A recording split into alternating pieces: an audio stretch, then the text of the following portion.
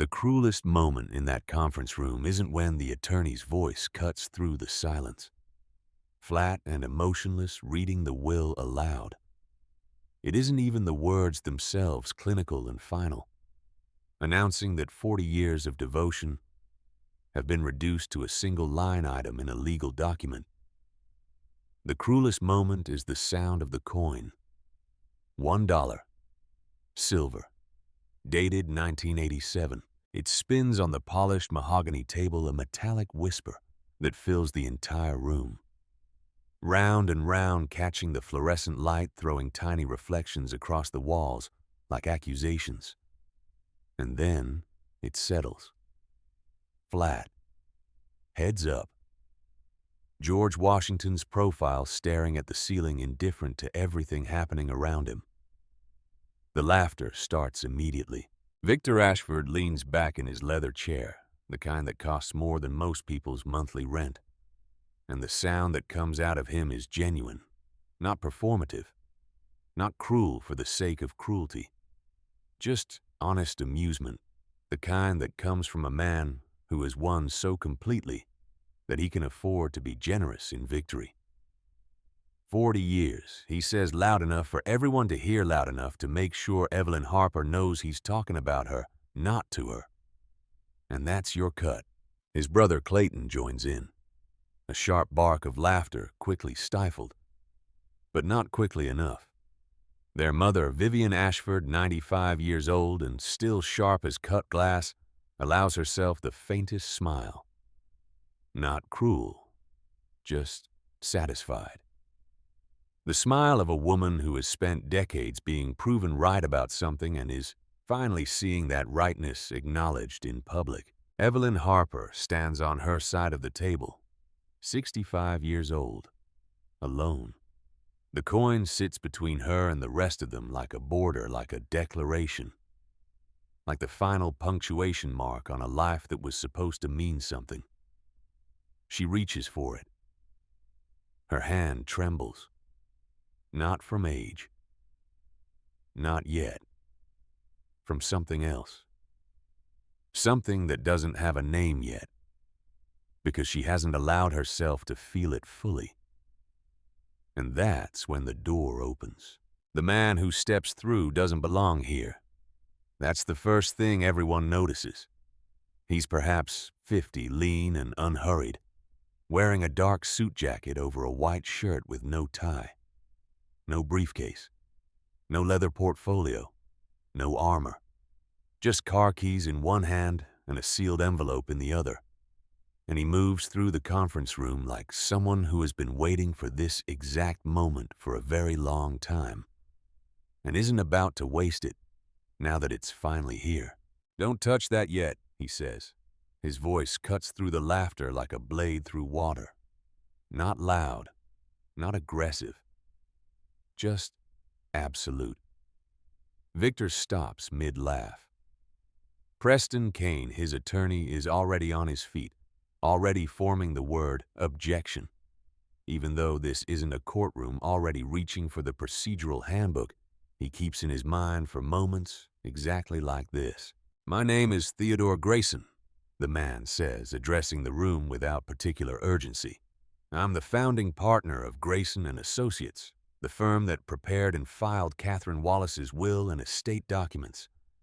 I've been retained as counsel for Mrs. Harper, effective as of this morning." Preston Kane's objection dies in his throat. He straightens his jacket instead. "This is highly irregular. Mrs. Harper has not been represented throughout any of these proceedings. You can't simply walk in at the moment of reading and, 'I can,' Theodore says, simply because she hired me this morning by phone, which is entirely legal and entirely her right." He looks at Evelyn. His eyes are calm, steady. The eyes of a man who has carried a secret for so long that it has become part of him and is finally about to set it down. "Don't touch that coin yet, Mrs. Harper," he says again. "Please." Evelyn's hand, which has been hovering over the dollar coin, pulls back slowly. She looks at this man she has never seen before in her life and feels something she hasn't felt in months. Not hope, not exactly. But the distant possibility of it, the way you feel when you're lost in the woods and you see far ahead what might be a path.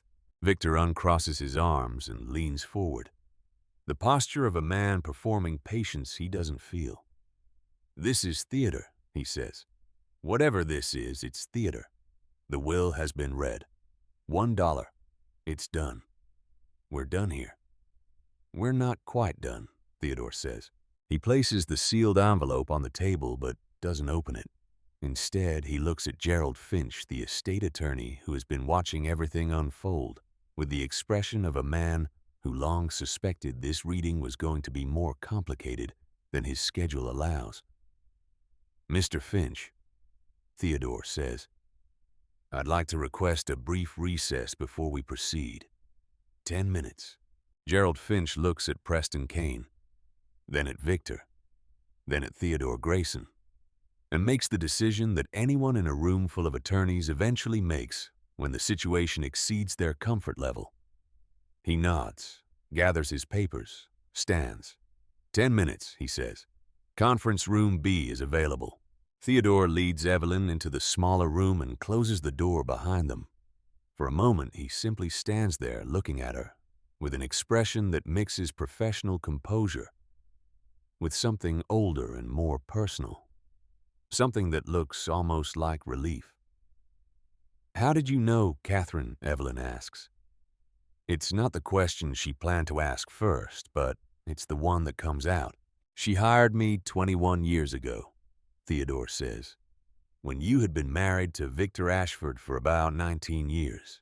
She came to my office alone, paid a retainer in cash, and told me she needed help structuring something very carefully, over a very long period of time. She said she couldn't tell me everything right away. She said I would need to trust that it would make sense eventually." He pauses. She was right. Evelyn sits down slowly in one of the conference room chairs, the kind that's meant to be functional rather than comfortable, the kind that reminds you you're not supposed to stay long. "What did she structure?" she asks. Theodore sits across from her and places the sealed envelope between them on the table. "Before I answer that," he says, "I need to ask you something. Do you remember the last time you visited Catherine's apartment before she died?" Evelyn thinks back. About a month before the stroke, early February. She had brought tamales from the place Catherine liked, even though Catherine always pretended she didn't care about food. They had sat at her kitchen table for 3 hours talking about nothing and everything the way they had done every Thursday evening for as long as Evelyn could remember. About a month before, as Evelyn says, I brought her food. We sat at her kitchen table. Did she give you anything that day? Evelyn frowns, reaching back through her memory. It's harder than it should be. Grief does that. Makes everything before the loss feel like it happened underwater, distorted and distant. She gave me a coin, Evelyn says slowly. An old one. She pressed it into my hand when I was leaving and said, she stops. Something cold and electric moves through her. She said, hold on to this. She said it like it was important, but I thought she was just being sentimental. I thought it was a keepsake. Where is that coin now? In my jewelry box at home. I never... Her voice falters. It looked exactly like the one on the table in there. Theodore Grayson nods slowly. That's because it is exactly like the one on the table in there. They're a matched pair. Catherine had 2 struck from the same mold dated the same year. She gave you one to keep. She arranged for the other to be presented at the reading. He folds his hands on the table. The coin Victor's attorney just placed in front of you isn't your inheritance, Mrs. Harper. It's half of a coordinate. Evelyn stares at him. The coin she gave you a month before she died, Theodore continues. The one in your jewelry box right now is the other half. Together they form a set of numbers, geographic coordinates to be precise, latitude and longitude. engraved on the edges of each coin in a font small enough that most people would never notice it without knowing to look. He leans forward slightly. Catherine spent the last 21 years of her life making absolutely certain that Victor Ashford's attorneys would find exactly what they expected to find. A $1 inheritance for a woman they considered worthless. She made sure they would laugh. She needed them to laugh, because laughing people stop looking. The room is very quiet. "What's at the coordinates?" Evelyn asks, though something in the stillness of the air around her already knows the answer is going to change everything. Theodore picks up his car keys from the table and turns them once in his hand. "That's what I've been waiting 21 years to show you," he says. "And if you're ready, I'd like to drive you there right now." But first, they need to go back. Not in a car. In time. Back to where this story really begins. Not in a conference room in April of 2024, but in a small town in Pennsylvania. In a house that smelled of coal dust and determination. Where a girl named Evelyn Harper was learning that wanting something wasn't the same as being allowed to have it. Evelyn Harper was born in 1959 in a town that no longer appears on most maps. The kind of place that existed because a coal seam ran beneath it and died slowly when that seam ran out. Her father laid track in the mines. Her mother cooked lunch for 200 school children 5 days a week. They raised Evelyn and her younger brother in a 2-bedroom house that they rented for 18 years before finally miraculously buying it for $7,000 when Evelyn was 16. They taught their children that dignity wasn't something you wore. It was something you built. Quietly. Brick by brick. Every single day. Evelyn had been a bright student. Scholarships came naturally to her. She had a gift for spatial thinking, for seeing how things fit together, for understanding the language of structure and form. She sketched floor plans in the margins of her notebooks. She dreamed of designing homes for people who deserved beauty, but couldn't afford it. She had a plan, clear and purposeful. And she was 22 years old, 3 months from completing her architecture degree at a respected state university when Victor Ashford walked into it and quietly dismantled everything. Victor was 27 when they met, tall and self-assured in the way that money and a good last name can produce in a man. Not flashy, not ostentatious, just quietly deeply certain that the world would arrange itself around him, because it always had. He came from old New England money, not the kind that announces itself, the kind that whispers. Country club memberships that had been in the family for 3 generations. A summer house on the Cape that his great-grandfather had built. The easy confidence of someone who has never had to wonder whether he belonged anywhere. He was working in real estate development, ambitious, charming. And when he turned his full attention toward Evelyn at a mutual friend's dinner party, in the spring of 1981, she had been utterly unprepared for it. He was unlike anyone who had ever paid attention to her before. He asked about her architecture dreams with what seemed like genuine fascination. He took her to restaurants she couldn't have afforded on her own. Not to impress her, or so it seemed at the time, but simply because he wanted to share things he loved with someone he was beginning to love. He told her she was the most interesting woman he had ever met. He told her she made him want to be a better man. He proposed on the balcony of a rented cottage in Vermont, under a sky so full of stars it looked deliberate. And Evelyn said yes before he had even finished the sentence. She never went back to finish her architecture degree. It seemed romantic at the time. Victor was building something real, something that needed her support. Her steadiness, her presence. She would be the foundation while he built upward. And for a while, a long while, that felt like enough.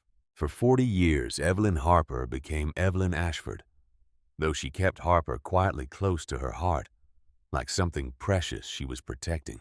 She raised their two children, Marshall and Lillian, in the large colonial revival house Victor had purchased in an upscale suburb outside Boston. She managed the household with the same precision she might have once applied to architectural blueprints. She hosted dinners for Victor's clients, charmed his business partners, remembered their wives' names and their children's ages and their preferred wines. She volunteered at the school, the church, the neighborhood association. She was everywhere Victor needed her to be, and nowhere she had ever dreamed of being for herself. Victor's family was the particular kind of difficult that never announces itself directly. Vivian Ashford. Victor's mother was a woman of deliberate elegance and cutting silences.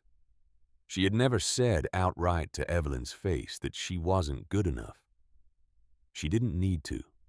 It was in the way she had referred to Evelyn's parents as the help in early conversations before Evelyn quietly corrected her. It was in the way she spoke about Evelyn's background with the strained tolerance of someone enduring something they considered beneath them.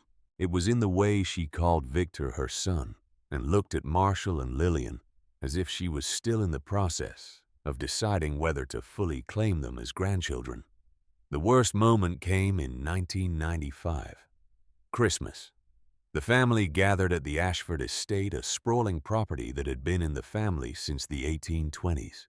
Marshall was 13, dark-haired like his mother, skin that tanned easily in summer inherited from Evelyn's father, who had spent his life outdoors. Vivian had picked up her grandson, held him for exactly 3 seconds, and then set him down with a look of faint distaste.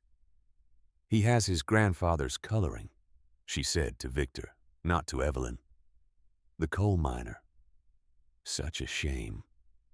Evelyn had stood there frozen, watching her son's face as he processed what his grandmother had just said, watching him understand at 13 that some people would always consider him lesser because of where he came from. Victor had laughed it off, changed the subject, offered his mother more wine. He had never defended Evelyn. Not once in 40 years. Clayton, Victor's older brother, had been blunter.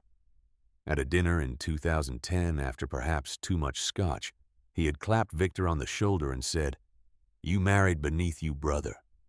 Everyone knows it. But I suppose it worked out. She gave you children."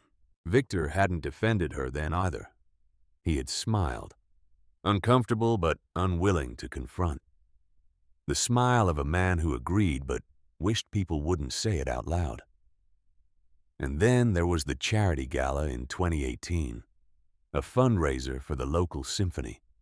Evelyn had worn a dress she had saved for 6 months to buy.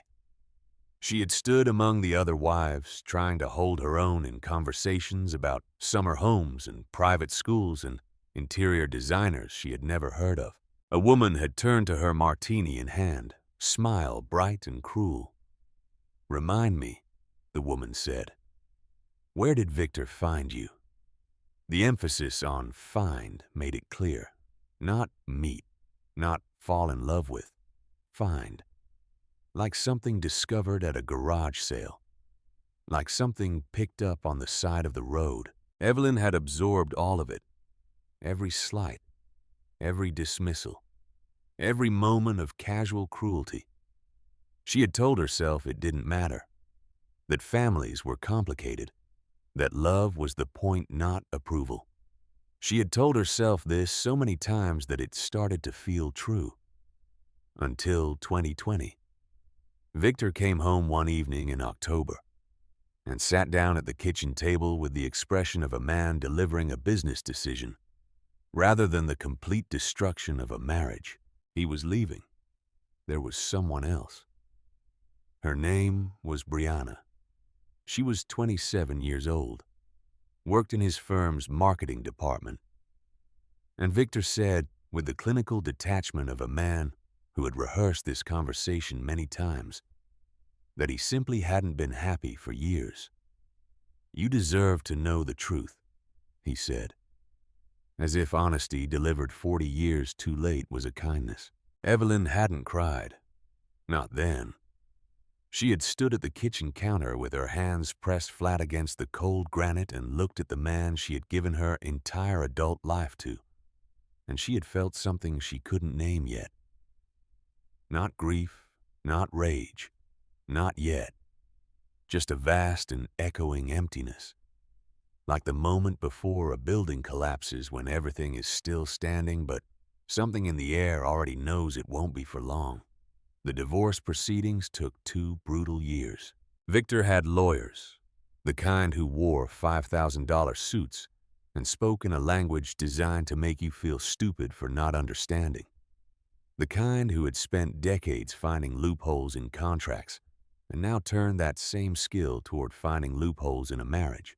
Victor had assets carefully restructured into business entities, trusts, holdings, properties registered under corporate names that led to other corporate names that led nowhere. Evelyn's limited legal representation could follow. He had a machine, meticulously assembled over years, designed to ensure Evelyn walked away with as little as the law would allow. By the time the divorce was finalized in the spring of 2022, Evelyn was 63 years old. She received a rented townhouse that cost $2,200 a month and $1,800 in monthly support. The math didn't work. It was designed not to work. Victor kept everything else: the house, the vacation property in Maine, the investment accounts, the life they had built together, now entirely his. Evelyn moved into the townhouse in June. 1 bedroom, small kitchen, a back patio where she started growing herbs in clay pots because it gave her hands something to do in the evenings when the silence became too loud.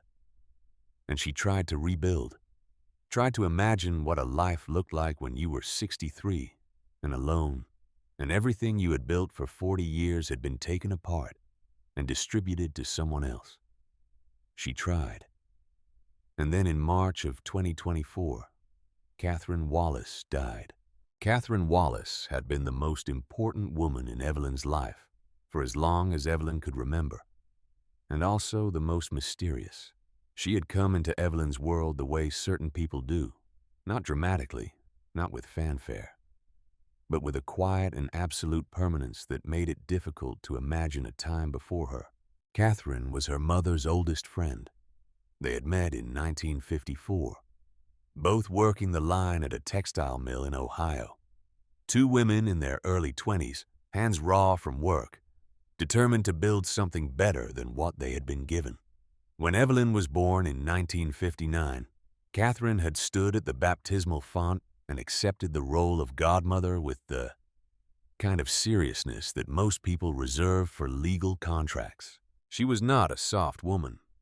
She didn't bake cookies or offer easy comfort, or say the kinds of gentle things that godmothers say in movies.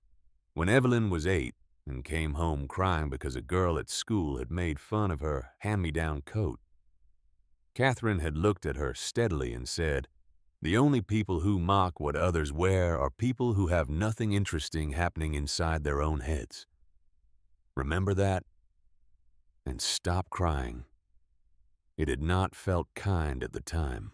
Looking back, Evelyn understood it had been the truest form of love Catherine knew how to offer. The kind that prepared you for the world rather than shielding you from it. Catherine had lived simply for her entire life. Deeply, almost aggressively simply. She rented a small apartment in a working-class neighborhood in Providence, Rhode Island, until her late 70s. Drove a car that should have been retired a decade before she gave it up. Wore clothes that were clean and pressed but clearly old. And spent her money as far as anyone could see on almost nothing at all. Evelyn had assumed the way everyone around her had assumed that Catherine simply had very little. That she had worked modest jobs, seamstress work, alterations, some bookkeeping for small businesses, and had saved carefully and lived quietly within those modest means. When Evelyn's marriage began to disintegrate, Catherine had been the one person who didn't try to fix it with words. She had simply called every Thursday evening at 7 o'clock, asked Evelyn what she had eaten that day, and listened without interrupting for however long Evelyn needed to talk. She had done this without fail until 8 weeks ago. Until a Thursday morning in early March when a stroke had taken her suddenly in her apartment. Quietly, alone, Evelyn had sat with her body at the hospital for 2 hours before calling anyone else. She had held Catherine's hand and talked to her because it felt wrong to be silent, and because she wasn't sure she would ever find another person in her life who listened the way Catherine had listened. The news of Catherine's estate had come 3 weeks after the funeral, delivered by a letter from a law office Evelyn had never heard of, a firm called Grayson and Associates with an address in Providence. The letter informed her that as the sole named beneficiary of Catherine Wallace's estate, Evelyn was invited to attend a formal reading of the will. Evelyn had gone expecting almost nothing. She had told Marshall and Lillian not to bother coming. It was likely a small matter. Perhaps some jewelry. Perhaps a piece of furniture that had sentimental meaning.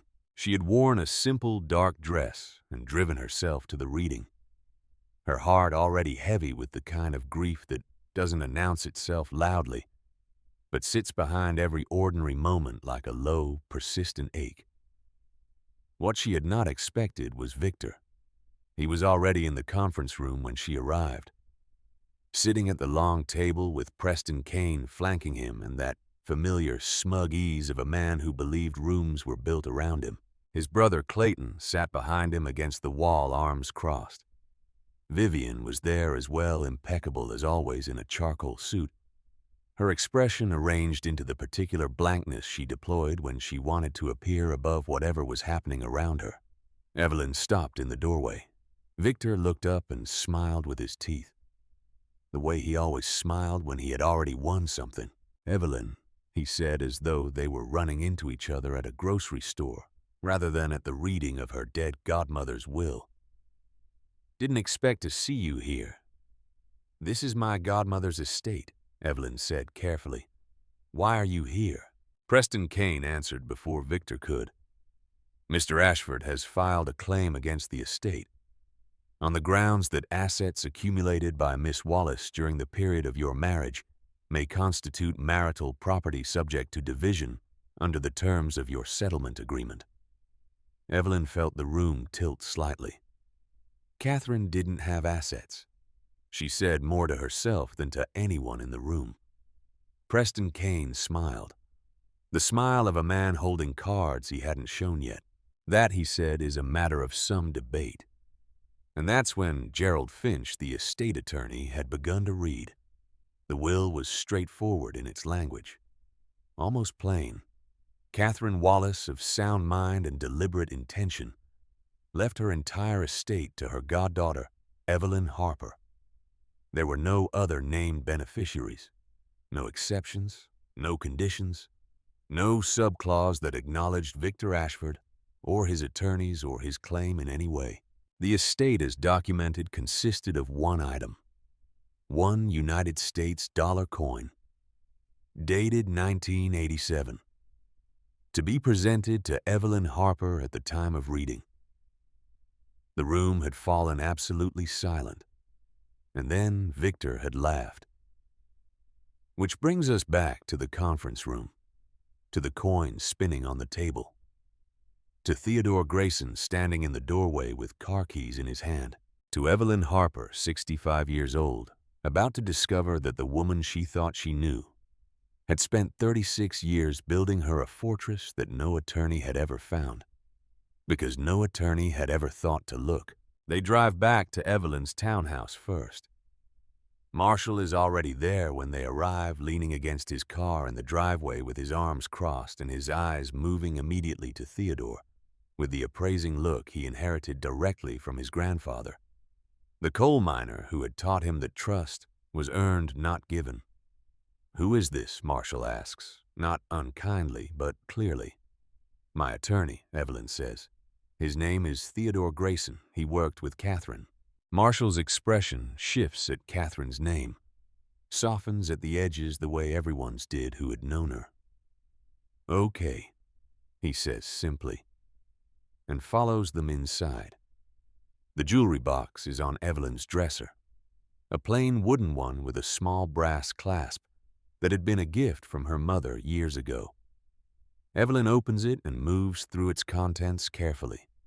A pair of pearl earrings, her mother's rosary, a thin gold bracelet Marshall had given her for her 60th birthday. And there, at the bottom, the coin.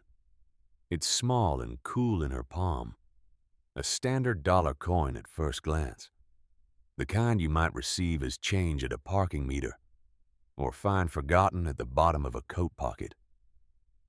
But when Evelyn turns it in the light the way Theodore had instructed, tilting it until the edge catches the afternoon sun coming through the bedroom window, she sees them, numbers, impossibly fine, engraved along the rim in two distinct sequences, tiny and deliberate and absolutely intentional. There, Theodore says, quietly from the doorway.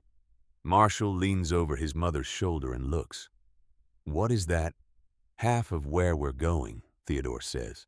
He pulls his phone from his jacket pocket and opens a maps application. Enters both sets of coordinates. The sequence from Evelyn's coin and the sequence he had already noted from the coin at the estate reading. He turns the screen so Evelyn can see. The pin lands on a small island off the South Carolina coast, accessible by a ferry crossing from a coastal town about 4 hours south of Boston. The satellite image shows dense coastal vegetation, a private road running through the center, and at the southern tip partially obscured by tree cover, the pale roof of a large structure. I've never been there, Evelyn says. Evelyn. Catherine went every year, Theodore says. For about 30 years. She always went alone, and always in October, and always for exactly 1 week. She told the people around her it was a wellness retreat. She told no one where it actually was. Evelyn looks at the satellite image for a long moment, at the pale roof half hidden by trees, at the thin line of private road, at the blue water surrounding all of it. She owned that island, Evelyn says. It comes out not as a question. She owned the island, Theodore confirms. The structure on it was built in stages over about 15 years using contractors brought in from 3 different states, specifically so that no single team ever saw the complete picture. The property is registered under a holding company that Catherine incorporated in 2003. The holding company's sole beneficiary structured through 2 layers of legal documentation. That took me the better part of a decade to fully set up. According to her instructions is you. Marshall makes a sound behind Evelyn that's somewhere between a gasp and a laugh. Why? Evelyn says slowly. Why did she go to all this trouble? She could have simply left it to me. She could have simply told me. Theodore is quiet for a moment. When he answers, his voice has lost its professional evenness and carries something more careful and considered underneath. Because she knew Victor, he says. Not personally, but she knew the type. She knew that if there was visible wealth attached to your name in any form during the marriage, his attorneys would find a way to reach it. She knew that the only way to protect something for you completely was to make sure it was invisible. Not just hidden, invisible. Something that looked like nothing to anyone who wasn't meant to find it. He pauses. She told me once that the greatest protection she could give you was to let the people who underestimated her continue to underestimate her. She said they would do most of the work for her. Evelyn presses the coin between her palms and closes her hands around it. She thinks about Catherine at her small kitchen table. About 30 years of Thursday phone calls, about a woman who had lived in a rented apartment and driven an old car and worn clothes that were clean but never new, and who had apparently spent those same decades quietly and methodically building her goddaughter, a fortress no attorney had ever found, because no attorney had ever thought to look. She let everyone think she had nothing, Evelyn says softly. Yes, Theodore says, so that you would always have something. He picks up his car keys from the table. Are you ready to go see it? Evelyn calls Lillian from the parking lot while Theodore warms up the car. She keeps it brief because she doesn't have words yet for what's happening. And because Lillian has her mother's instincts, the kind that can hear everything you're not saying in the spaces between what you are.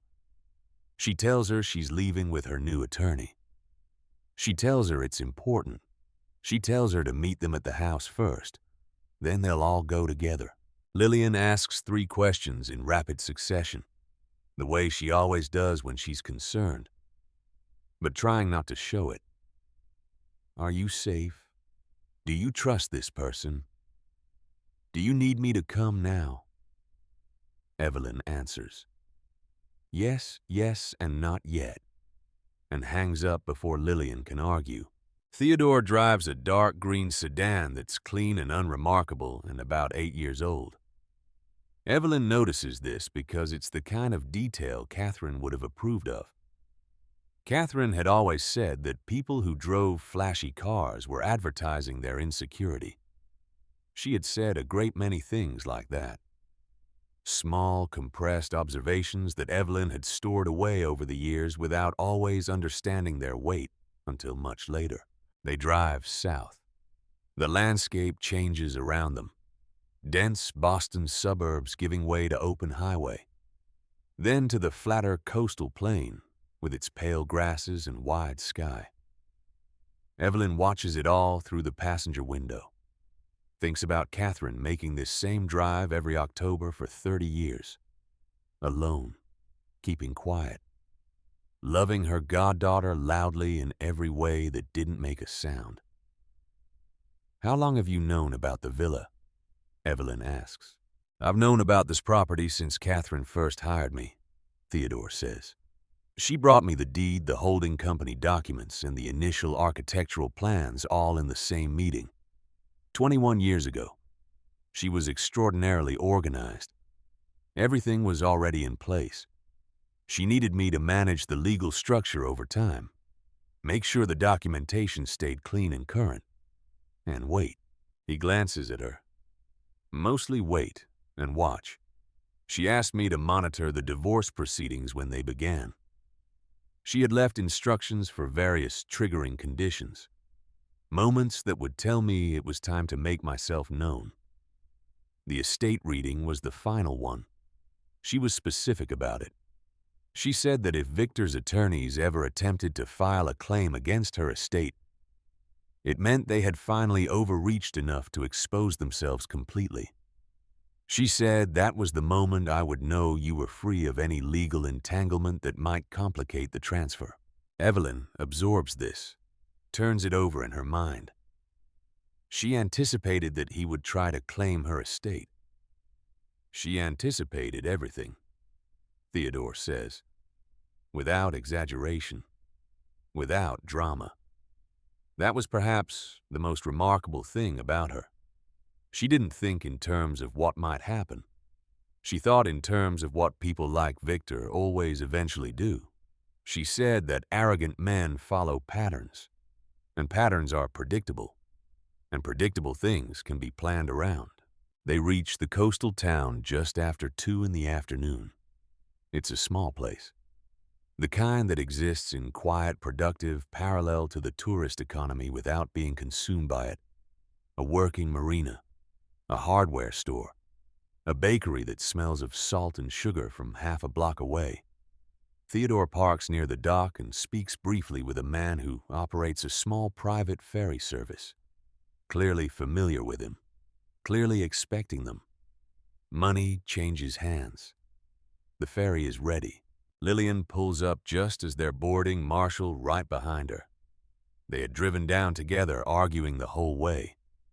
Probably the way siblings do when they're worried about the same thing, but need to process it differently. Mom, Lillian says, hugging her. What is happening? I don't know yet. Evelyn says honestly, but I think it's something Catherine wanted us to know together. The crossing takes 20 minutes. The island comes into view gradually, the way significant things often do. First as a dark line on the horizon, then as a shape, then as something real and specific and undeniable. It's perhaps 40 acres, Evelyn estimates, densely vegetated with live oaks and coastal scrub, surrounded by water that shifts between green and blue depending on where the light falls. There's a small private dock on the northern end where the ferry ties up, and from there a gravel road runs south through the trees. Theodore has arranged a golf cart. They follow the road. The villa reveals itself the way the island had, gradually, through gaps in the tree cover, giving Evelyn pieces of it before the whole.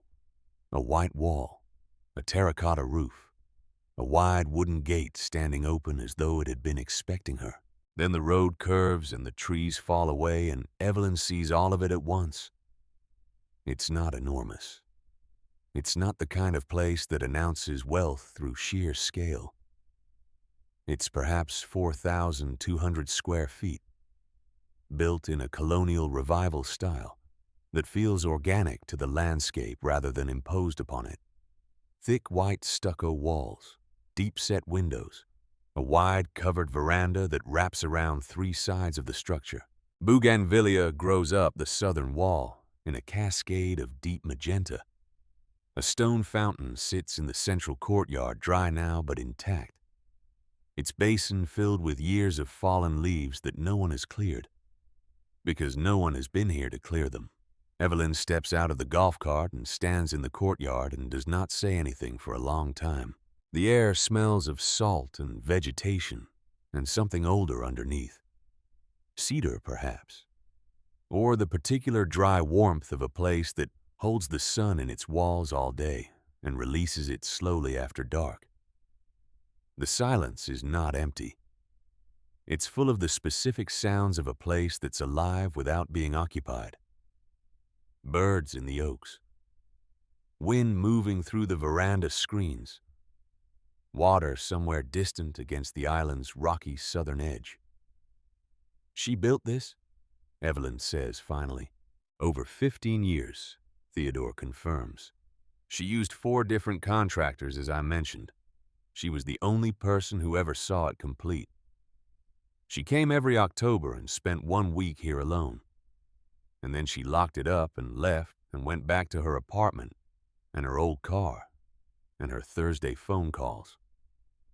Evelyn walks slowly to the veranda and presses her hand against the stucco wall. It's warm from the afternoon sun. She thinks about Catherine driving down here alone every autumn, sitting on this veranda in October light, watching the water, knowing this was here, knowing it was safe, knowing it was waiting. Did she ever want to tell me? Evelyn asks. Theodore comes to stand beside her. She wrote about that in the instructions she left me. She said the hardest part was the silence. She said there were dozens of moments when she wanted to bring you here, to show you, to let you rest in it. But she said that if she told you, and if Victor ever found out through anything a phone call overheard, a document discovered, anything, his attorneys would find a way to reach it. She said the only way to love you properly in that circumstance was to love you quietly. Evelyn feels tears arrive without warning, the sudden kind that bypass whatever composure you've been maintaining and simply appear. She doesn't try to stop them. She thinks about a woman sitting alone on this veranda every October for 15 years, watching the water, keeping quiet, loving her goddaughter loudly in every way that didn't make a sound. Behind her, she hears the distant sound of footsteps, Marshall and Lillian exploring the villa room by room. Their voices carry through the open windows, wonder and disbelief in equal measure. Theodore pulls a folder from his jacket. There's something else you need to see, he says, before we talk about what happens next. They walk to the library. 6 bedrooms in total, each furnished simply, but with clear intention. The right chair in the right corner. The right window facing the right direction. The right amount of space between things. A large kitchen with hand-painted tiles. A study lined with empty bookshelves, as though Catherine had known someone else would fill them. A back terrace on the southern end facing the open gulf with a low stone wall, and 4 iron chairs arranged in a semicircle, and in the study in a cedar chest that smells of time and intention. Theodore shows Evelyn what Catherine left behind. 12 journals, dated from 2016 to 2024, filled with Catherine's angular handwriting. "She left these for you to read when you were ready," Theodore says. "She was specific that they shouldn't be read in the attorney's office or during any formal proceeding. She said they were for when you were standing somewhere that made sense." Evelyn picks up the first journal, opens it, and begins to read. They're not personal diaries exactly. There's something between a business record and a detective's case file.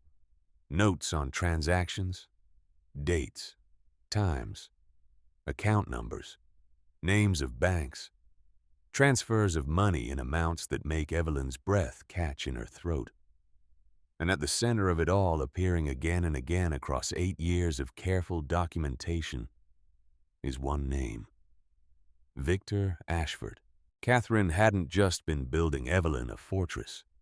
She had been building a case against the man who had taken everything from her goddaughter, the man who thought he had won, the man who was about to discover that the old woman he had dismissed as worthless had been watching him for 8 years, taking notes, gathering evidence, building an arsenal, and waiting for exactly the right moment to put it all in Evelyn's hands.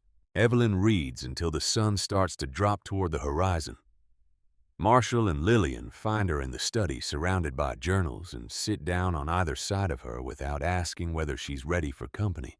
They read together. All 12 journals, all the evidence Catherine had gathered, all the quiet, methodical love that looked like numbers on a page, but was actually a mother's fury compressed into data. And when they finish, when the last page has been turned and the last entry has been read, Evelyn Harper sits back in the chair that Catherine once sat in and makes a decision. Not about revenge, about justice, about what happens when the people who thought you were nothing finally discover that you were everything all along. The sun has already dropped below the tree line when Evelyn closes the last journal. The study has gone dim around them, shadows gathering in the corners like witnesses waiting to see what she'll do next. Marshall sits to her left, his engineer's mind still processing what they've just read. Lillian is on her right, her journalist's instincts already 3 steps ahead, already seeing the story this could become. But Evelyn is somewhere else entirely. She's in Catherine's apartment 5 years ago, watching her godmother pour coffee with hands that never trembled. She's hearing Catherine's voice on those Thursday evening calls, asking about her day, listening without judgment, never once mentioning that she was spending her days tracking Victor Ashford's money through offshore accounts like a detective tracking a criminal. Never once saying, "I'm building you a weapon, my dear. I'm making sure you'll have what you need when the time comes." "Mom," Marshall says quietly, "what are you thinking?" Evelyn runs her hand across the cover of the journal dated 2024, the last one Catherine ever wrote in. The entry is from February 7th, 3 weeks before the stroke that killed her. The handwriting is as steady as ever. No tremor. No indication that Catherine knew she was running out of time. Just numbers and dates and account transfers documented with the precision of someone who understood that details matter, that evidence is built one small, careful brick at a time. The final entry reads, Ashford Holdings wire transfer to Cayman National, $127,000. Account number 482-7791-3304. February 7th, 2024. 2:47 p.m. Eastern Standard Time. Total documented transfers, 2016 to 2024, $1,347,892. If Evelyn is reading this, she's ready. If she's not reading this, I failed her. I don't think I failed her. Evelyn closes the journal, stands, walks to the window that faces south toward the water. The Gulf is going dark now, that deep blue that comes just before full night. She can see the last line of pelicans making their evening pass, a formation so precise it looks choreographed. I'm thinking, Evelyn says slowly, that Catherine didn't give me these journals so I could put them in a safe and forget about them. Lillian stands as well. You're going to use them. It's not a question. I'm going to call Theodore, Evelyn says, and I'm going to ask him if what's in these journals can be used, legally, effectively, to stop Victor from ever doing this to anyone else.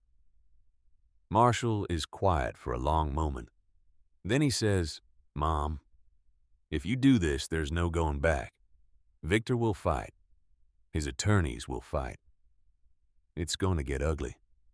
Evelyn turns from the window, looks at her son. It's already ugly, sweetheart. It's been ugly for 40 years. I just didn't want to see it.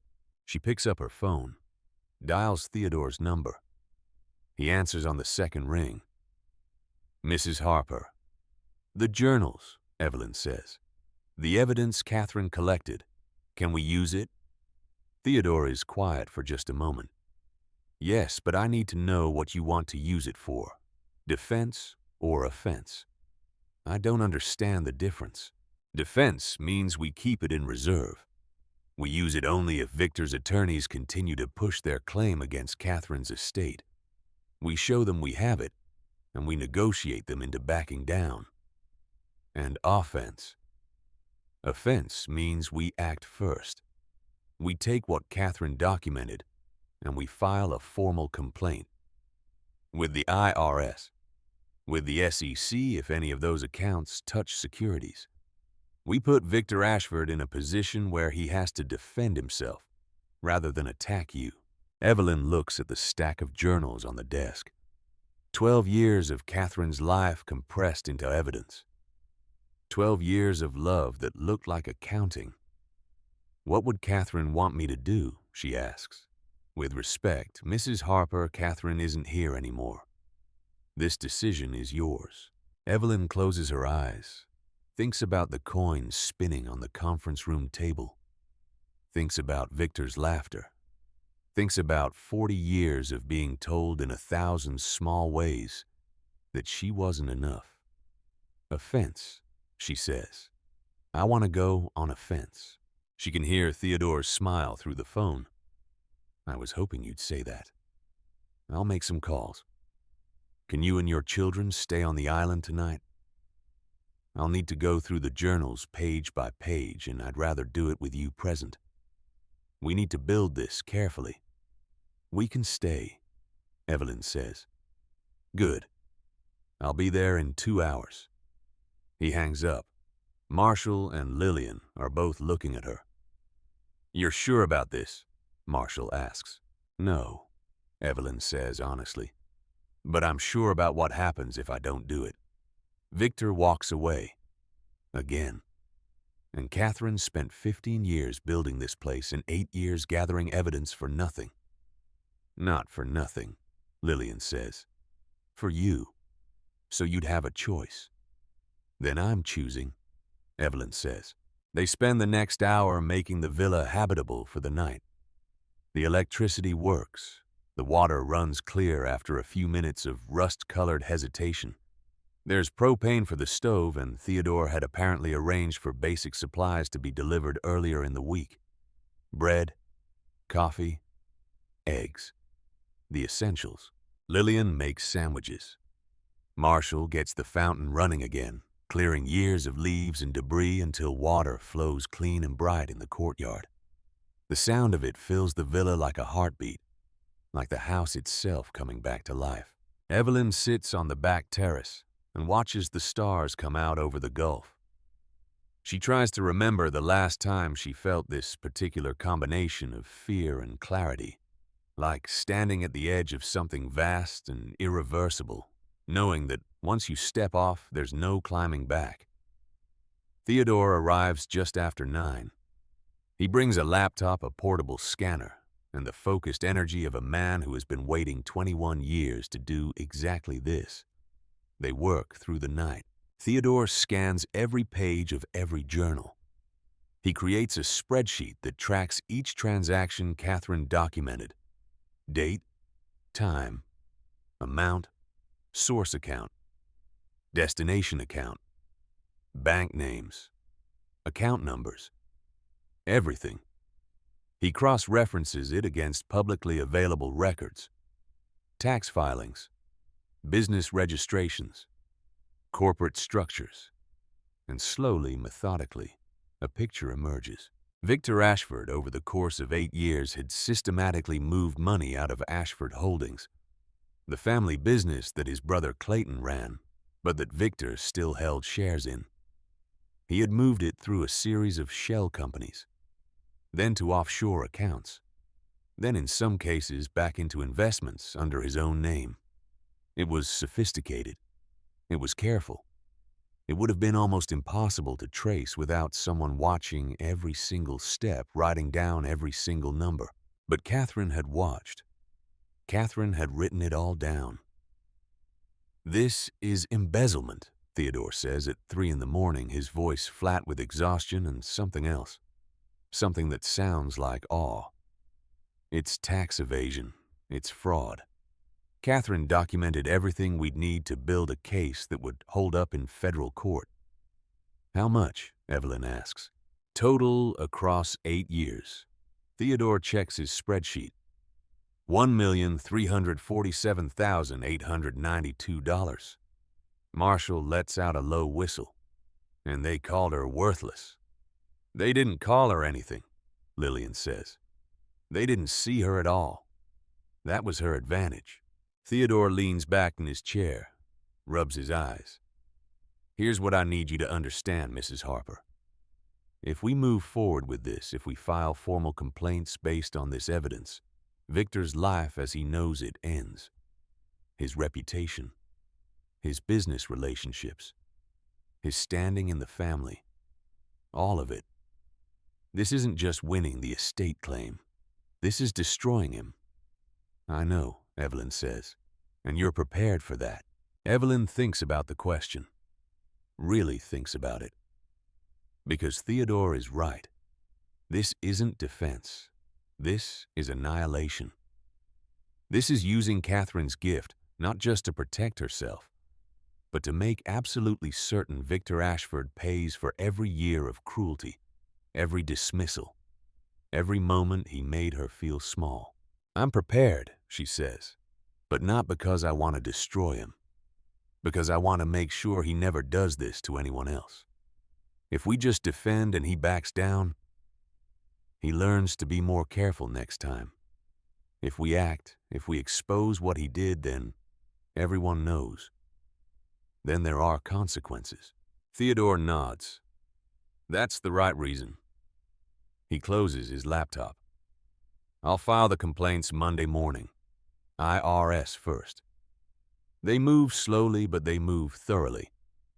And I'll send copies to Clayton Ashford and to the board of Ashford Holdings. They deserve to know what Victor's been doing with company money." "What happens then?" Marshall asks. "Then we wait. Victor's attorneys will respond, probably with threats, possibly with a countersuit. But they'll be responding to us. We set the terms." "And the estate claim?" Evelyn asks. "The estate claim," Theodore says, "will disappear. Because the last thing Victor will want while facing embezzlement charges is to have his attorneys arguing that he deserves a share of his ex-wife's dead godmother's estate. The optics alone would destroy him." They sleep for a few hours.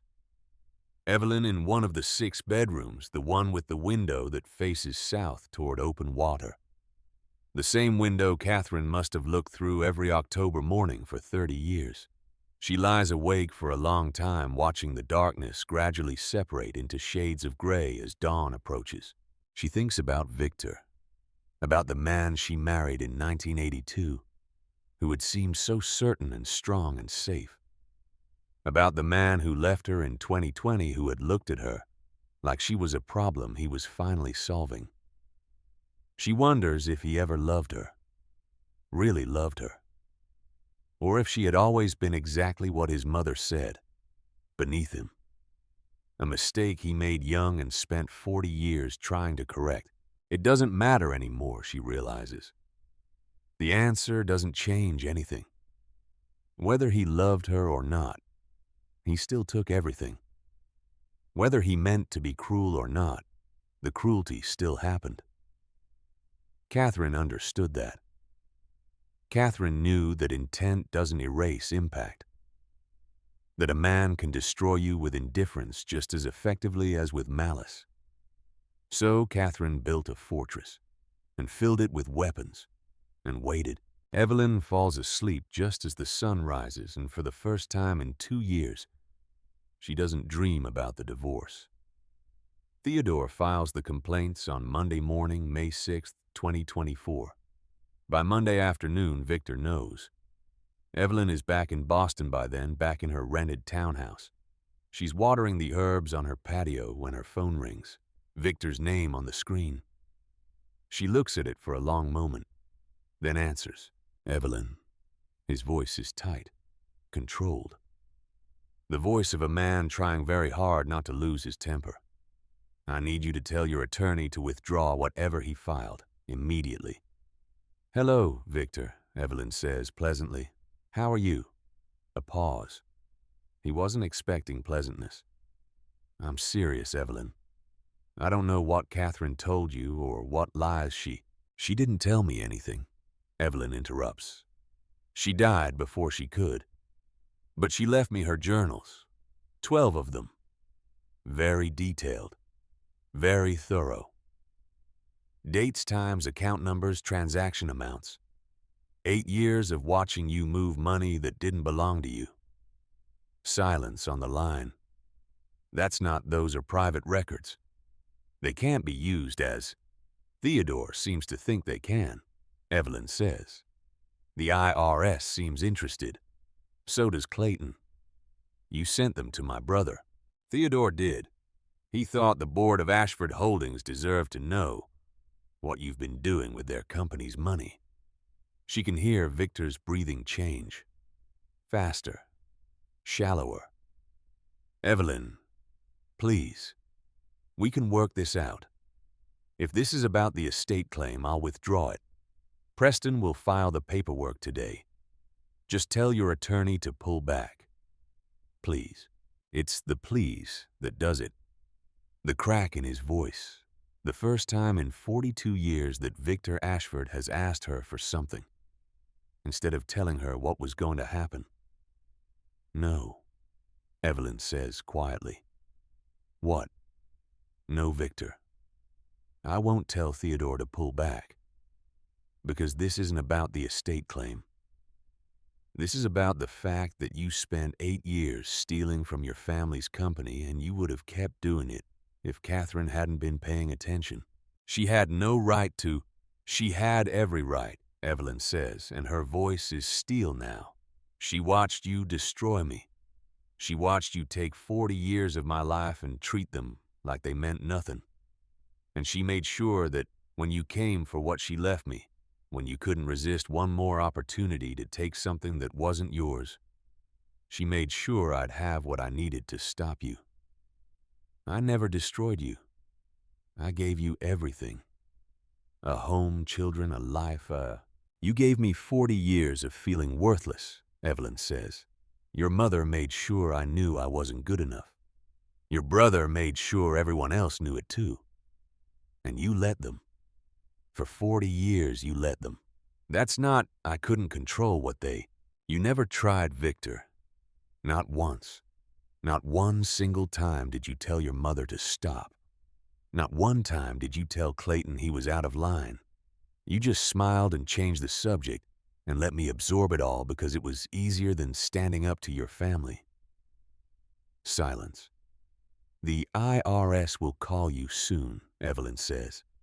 I suggest you get better attorneys. The ones you have now didn't see this coming. She hangs up. Her hand is shaking. She sets the phone down on the patio table and sits down hard in one of the cheap plastic chairs the landlord provided.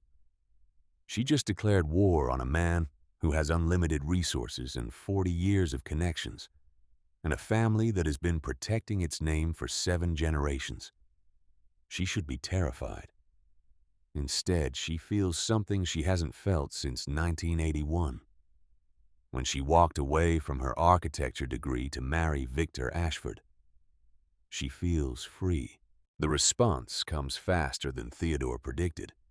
Not from Victor, from Preston Kane.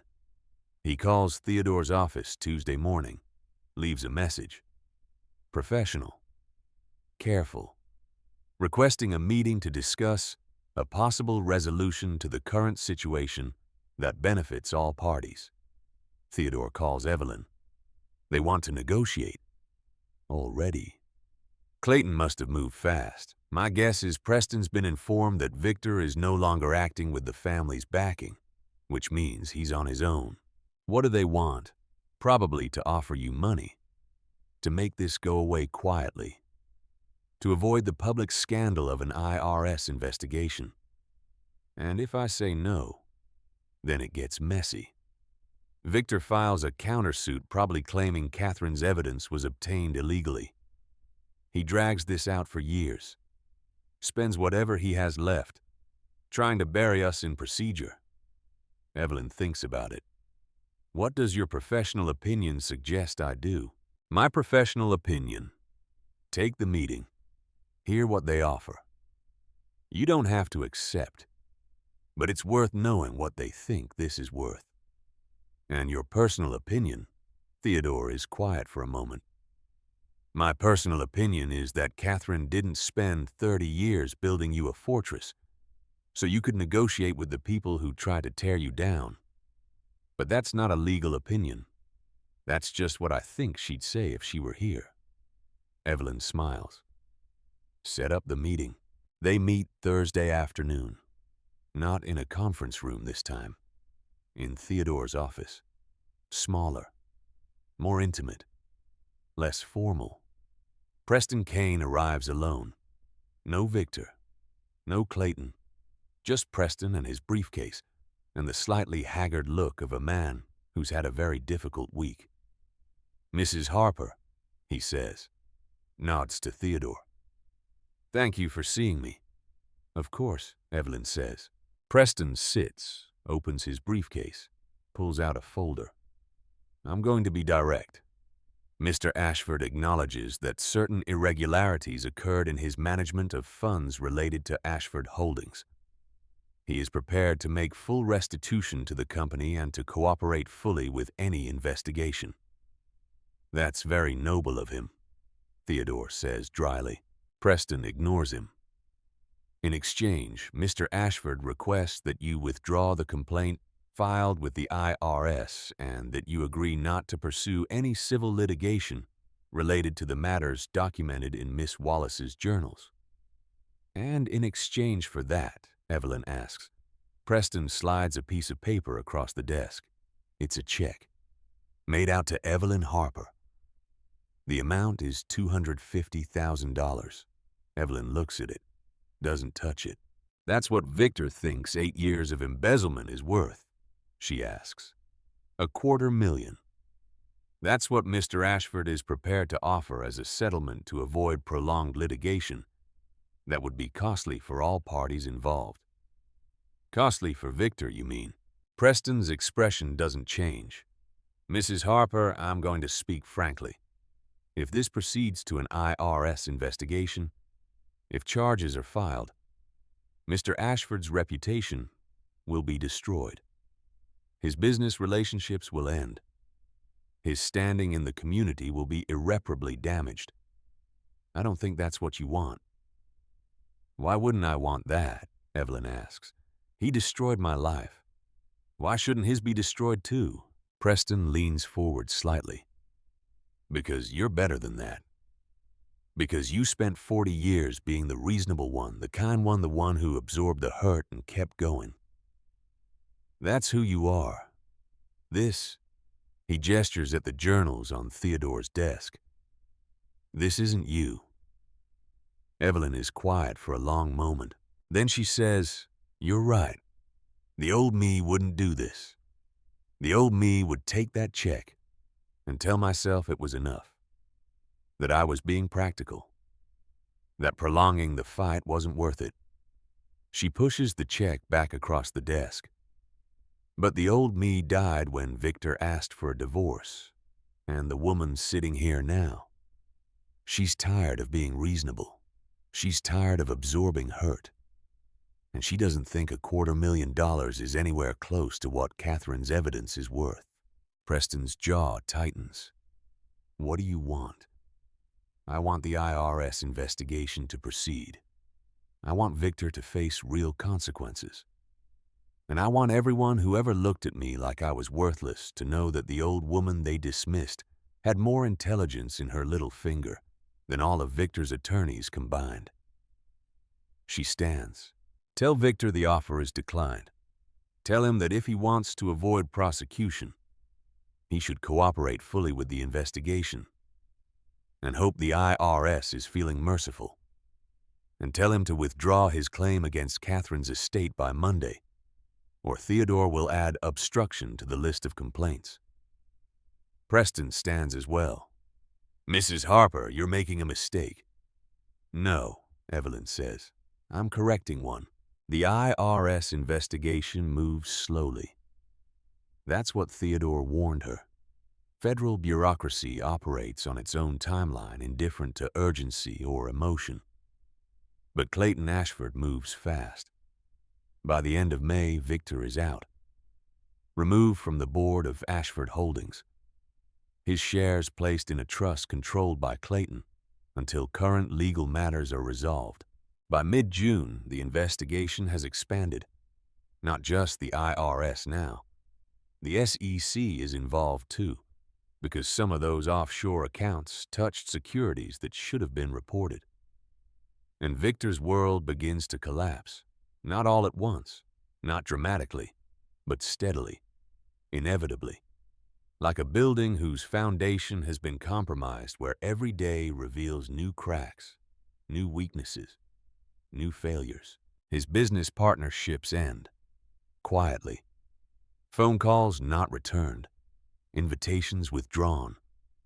The kind of social death that happens in circles where reputation is everything. Brianna leaves him in July. Not quietly, very publicly. An Instagram post that goes viral in their social circles. A photo of her at a beach somewhere tropical, caption reading, "Finally free from a fraud." Ladies, if he lies about his money, he's lying about everything else too. Marshall shows Evelyn the post. She looks at it. Feels nothing. Not satisfaction. Not sympathy. Just a distant recognition that this is what consequences look like when they finally arrive. Vivian Ashford, 95 years old and still sharp enough to understand exactly what's happening, makes one phone call to Evelyn in August. "I underestimated you," she says. No preamble, no apology. Just the simple acknowledgement of a woman who has spent her entire life judging people and finally got one wrong. "Yes," Evelyn says. "You did. Catherine Wallace was a very patient woman." "Yes, she was. I suppose I should have paid more attention to her." "Yes," Evelyn says. "You should have." Vivienne is quiet for a moment. "Victor is my son. I can't abandon him. But I want you to know that I understand what he did. To you, to his family's company, to his own integrity. And I'm ashamed." "Thank you for telling me that," Evelyn says. "Are you going to destroy him completely? Or will you let him have some small piece of dignity when this is over? Evelyn looks out her window, at the small patio, at the herbs growing in their pots. I'm not destroying him, Vivian. He did that himself. I'm just making sure everyone knows what he destroyed himself with. Vivian hangs up without saying goodbye. By September, the IRS has completed its initial review. Theodore gets the call on a Tuesday afternoon. They're moving forward with charges: tax evasion, failure to report foreign accounts. The investigation is expanding to include potential criminal charges related to the embezzlement from Ashford Holdings. Victor could face prison time. Theodore calls Evelyn, tells her the news, waits for her reaction. "How do you feel?" he asks.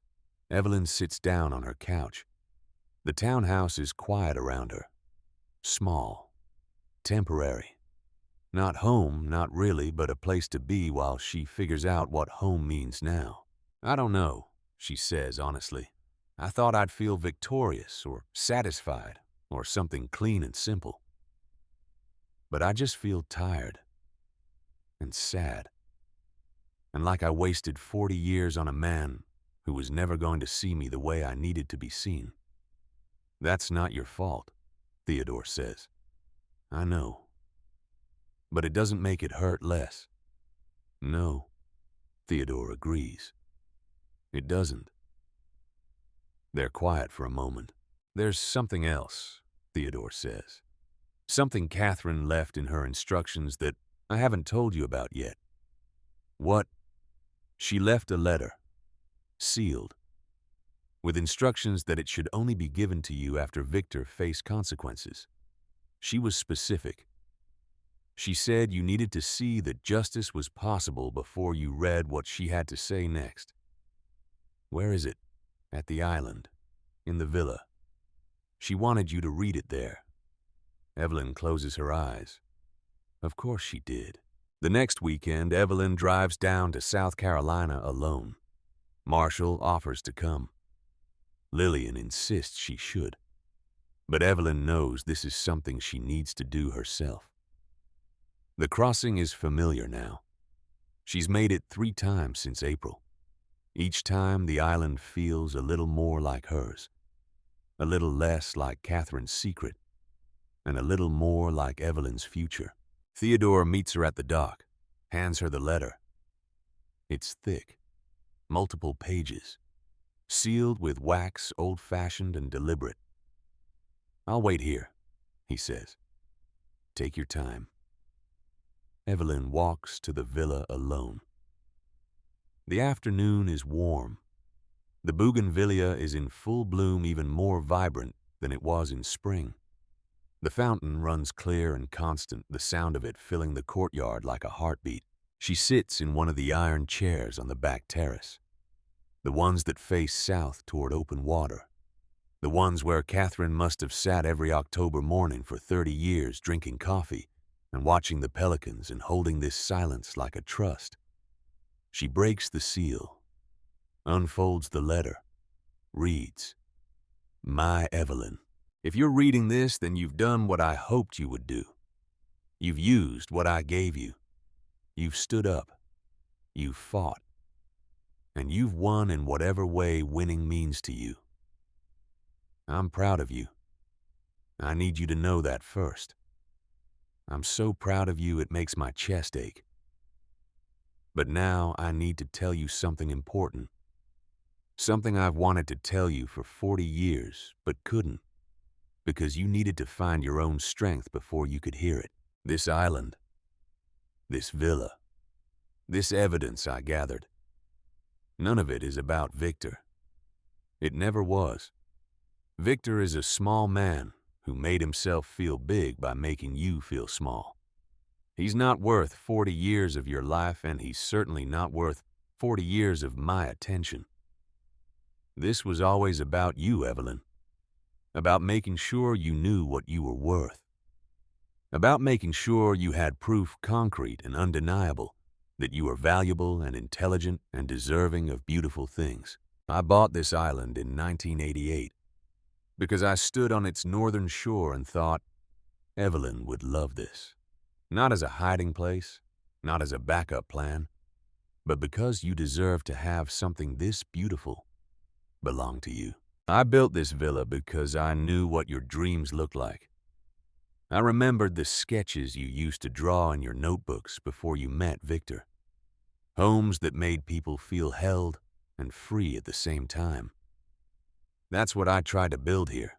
A home that would hold you when you needed holding and free you when you were ready to be free.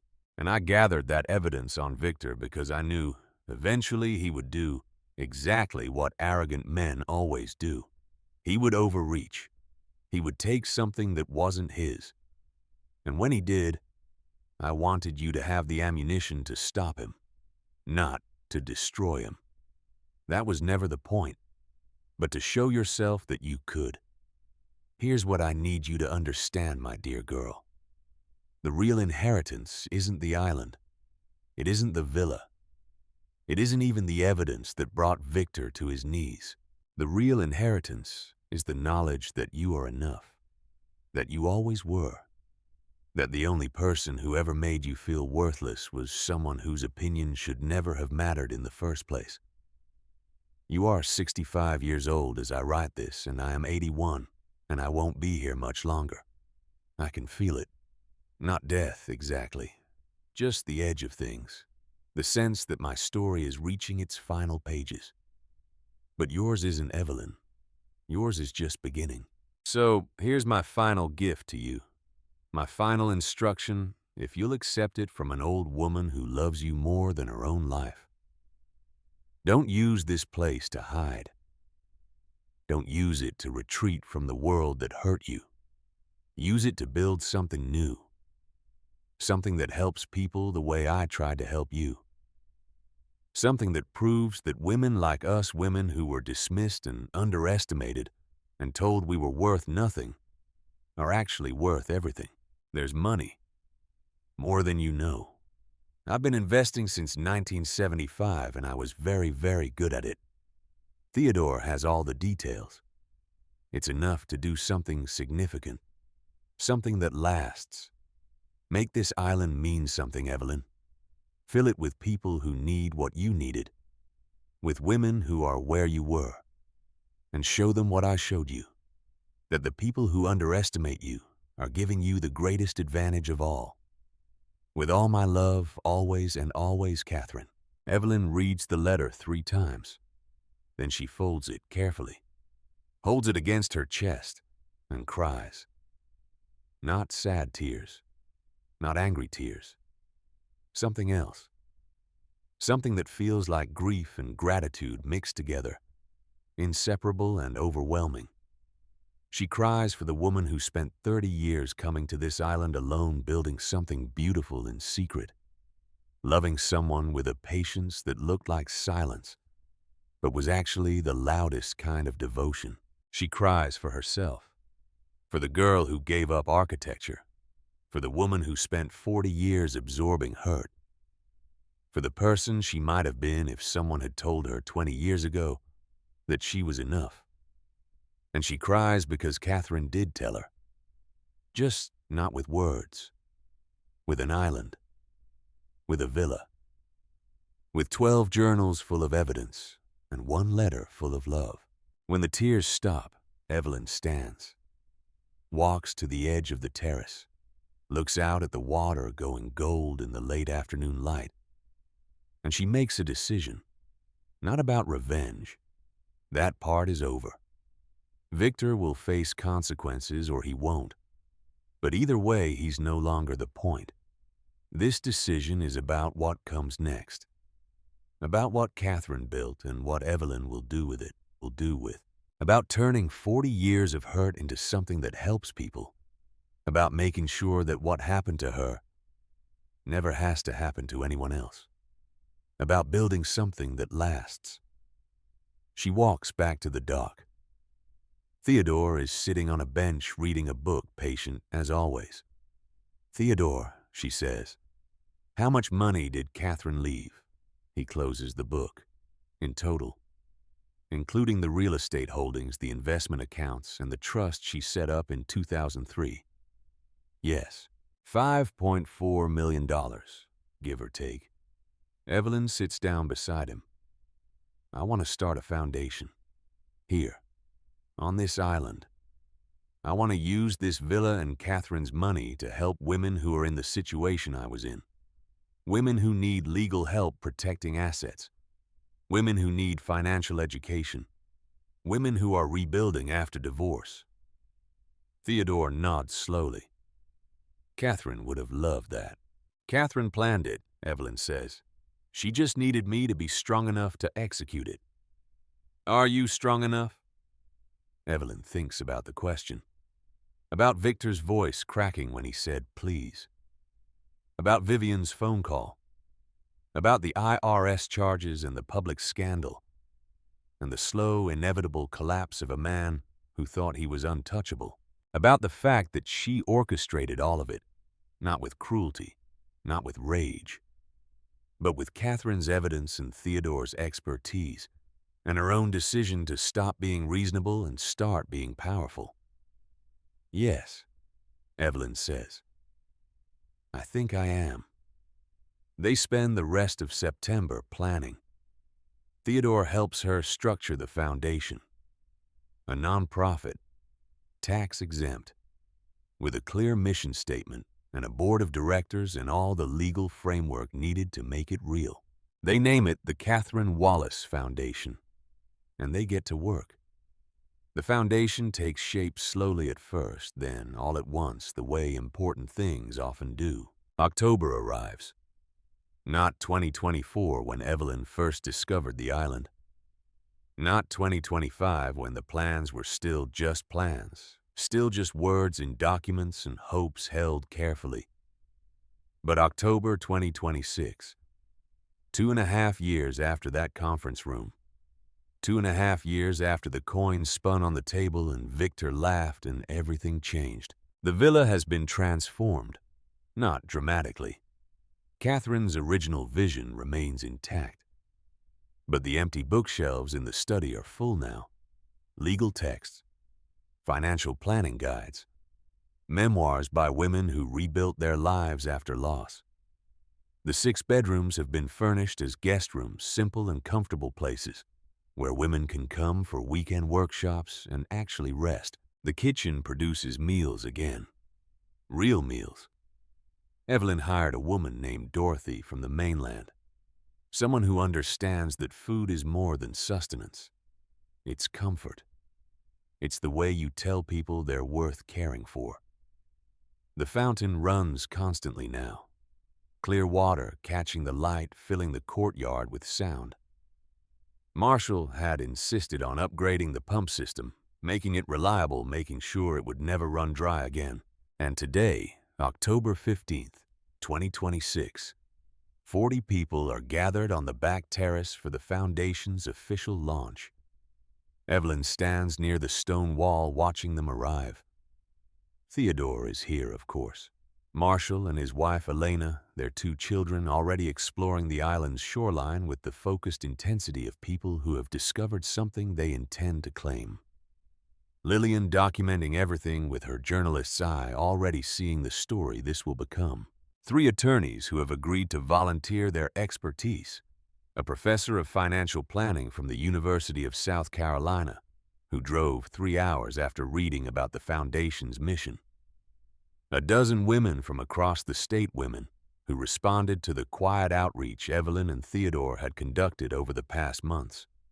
Women who had built things quietly, created things carefully, accumulated assets without visibility, and who had no reliable legal or financial infrastructure to protect what they had made. And one more person, someone Evelyn has been waiting months to meet. Margaret Wallace steps off the ferry just before noon, 81 years old. Catherine's younger sister, the woman Lillian tracked down through 6 weeks of careful research and a series of phone calls conducted in the patient, respectful tone Lillian uses when she wants to show someone they matter. Evelyn sees her from the terrace and knows immediately who she is. Not from photographs. Catherine had kept no photographs, but from the way she stands. the way she holds herself, the particular kind of dignity that looks like simplicity but is actually strength compressed into its smallest, most powerful form. She walks down to meet her. Margaret is shorter than Catherine was, rounder. Her hair is white where Catherine's had been steel gray, but her eyes are the same, sharp, missing nothing. Eyes that have seen difficulty and decided to outlast it. "Evelyn," she says. Not a question, a statement of recognition. "Margaret, thank you for coming. I wouldn't have missed this." Margaret looks past Evelyn at the villa rising behind her, at the bougainvillea in full bloom, at the fountain running in the courtyard, and her eyes fill with tears that don't fall held there by a lifetime of practice in not letting emotion overwhelm function. "She told me she had a project," Margaret says quietly. "She never told me what it was. Now I understand." "Come inside," Evelyn says. "There's something I need to show you." They walk to the study. Evelyn has prepared for this moment. On the desk, she's laid out one of Catherine's journals, not the ones documenting Victor's crimes, a different one, the first one, dated 1988. And beside it, a sealed envelope, addressed to Margaret Wallace in Catherine's angular handwriting. Margaret stares at it. "When did she—" "I found it yesterday," Evelyn says, "in the cedar chest with the other journals.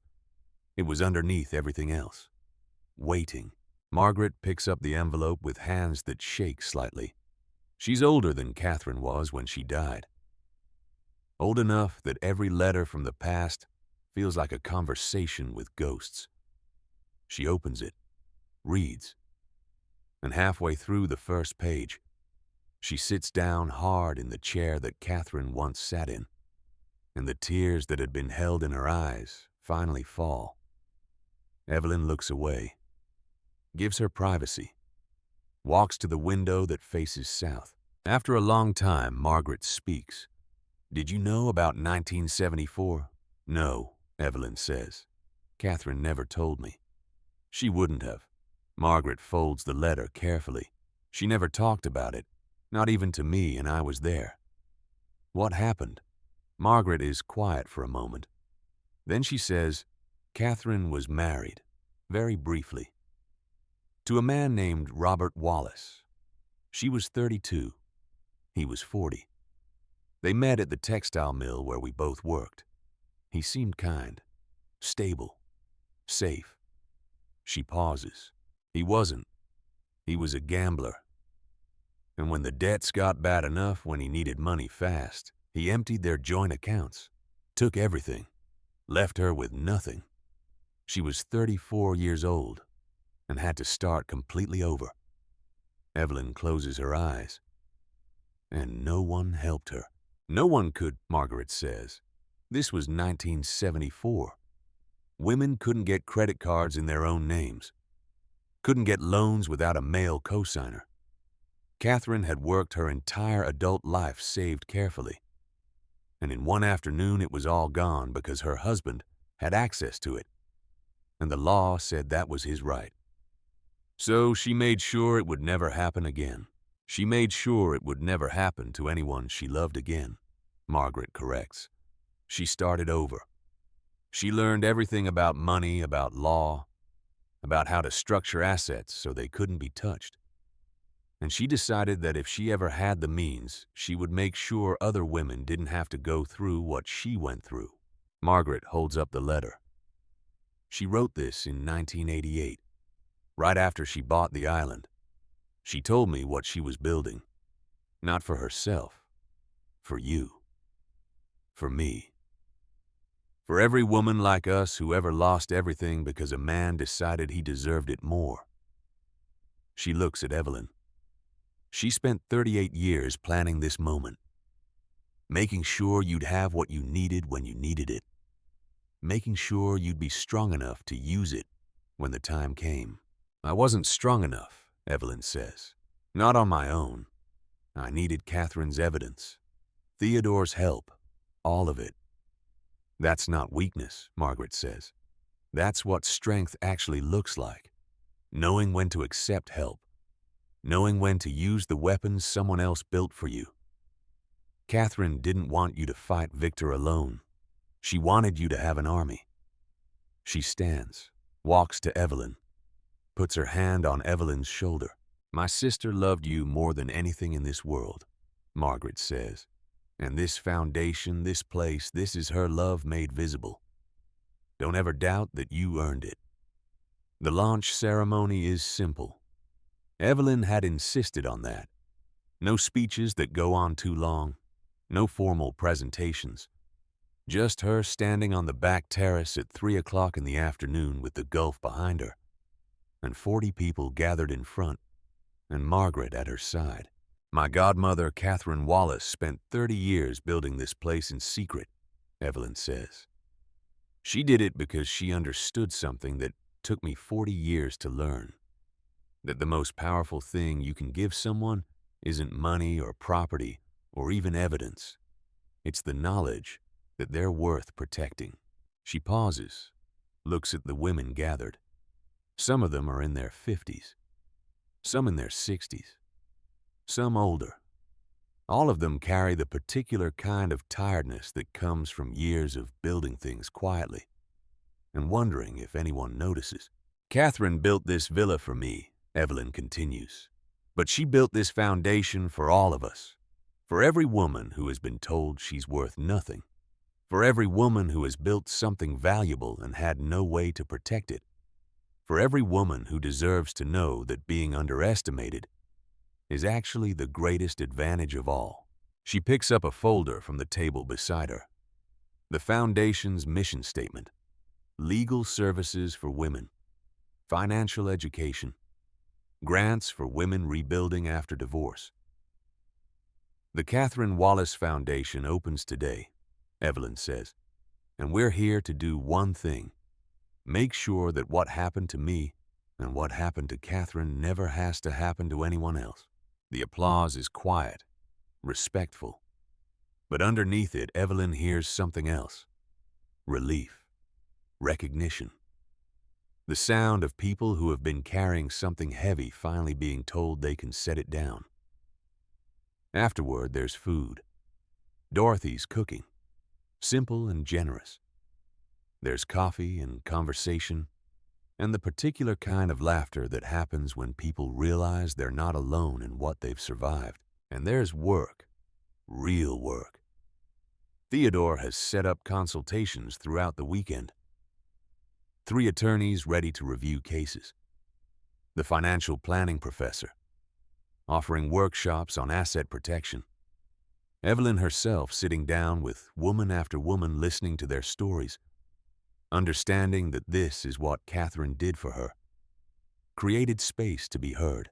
By Sunday evening, they've helped 11 women begin the process of protecting what they've built. 11 women who came to the island uncertain and left with legal structures, financial plans, and the knowledge that they matter. Evelyn stands on the terrace after everyone has left, watching the last ferry cross back to the mainland. Marshall and Lillian are staying through Monday to help clean up. Margaret is staying longer. She's decided to volunteer to help run workshops to make sure Catherine's legacy continues. Mom, Lillian says, coming to stand beside her, you did it. You actually did it. Catherine did it, Evelyn says. No, Catherine built the foundation. You made it real. Evelyn thinks about that, about the difference between building something and bringing it to life, about how Catherine gave her the tools, but Evelyn had to be the one to use them. We both did it, she says, finally, together, even though she's not here. She's here, Lillian says, in every board, every nail, every stone. This whole place is her. And Evelyn knows she's right. The first year of the foundation's operation exceeds every expectation Evelyn had dared to hold. By December 2026, they've helped 43 women, 11 with legal structures to protect assets, 19 with financial planning and education, 13 with grants from the Foundation's fund to help rebuild after divorce. The story that stays with Evelyn, the one she thinks about on the mornings when the work feels overwhelming, is Rosalind Crawford. Rosalind is 68 years old. She's worked as a janitor for 42 years. Started when she was 26, cleaning office buildings at night while raising 3 children alone after her husband left. She saved everything she could. Bought her first rental property at 40, a small house in a working-class neighborhood that needed work.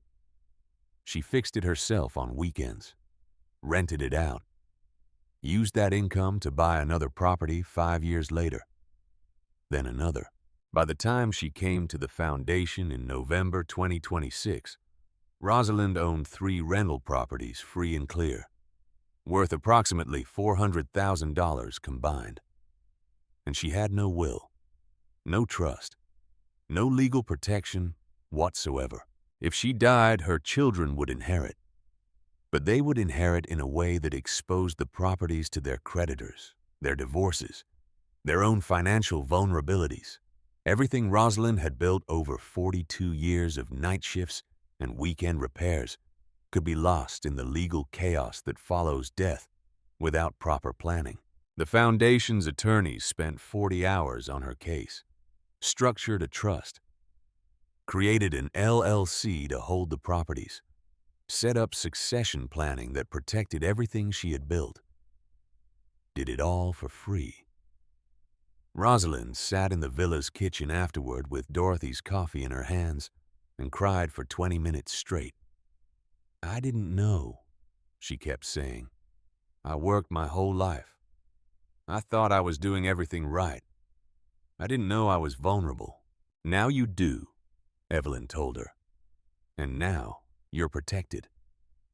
Rosalind looked at her with eyes that had seen 4 decades of night shifts and financial struggle and the slow, patient building of something valuable. "Why?"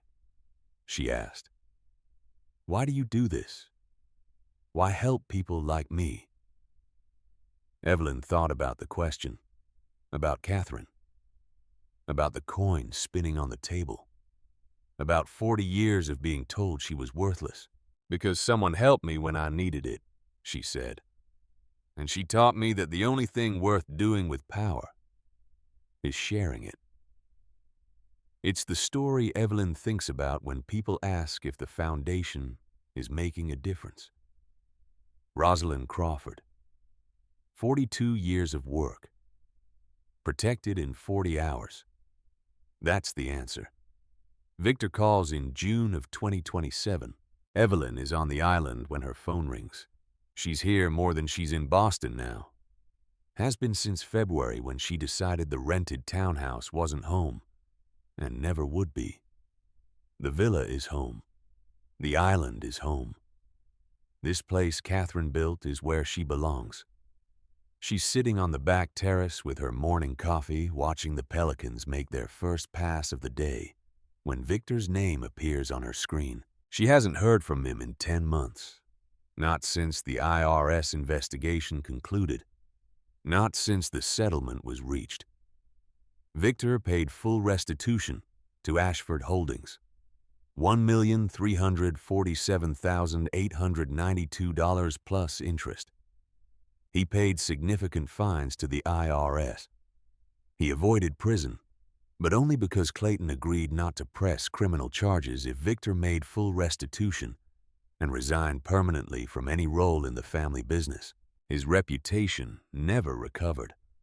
The scandal was public enough that everyone in their social circles knew.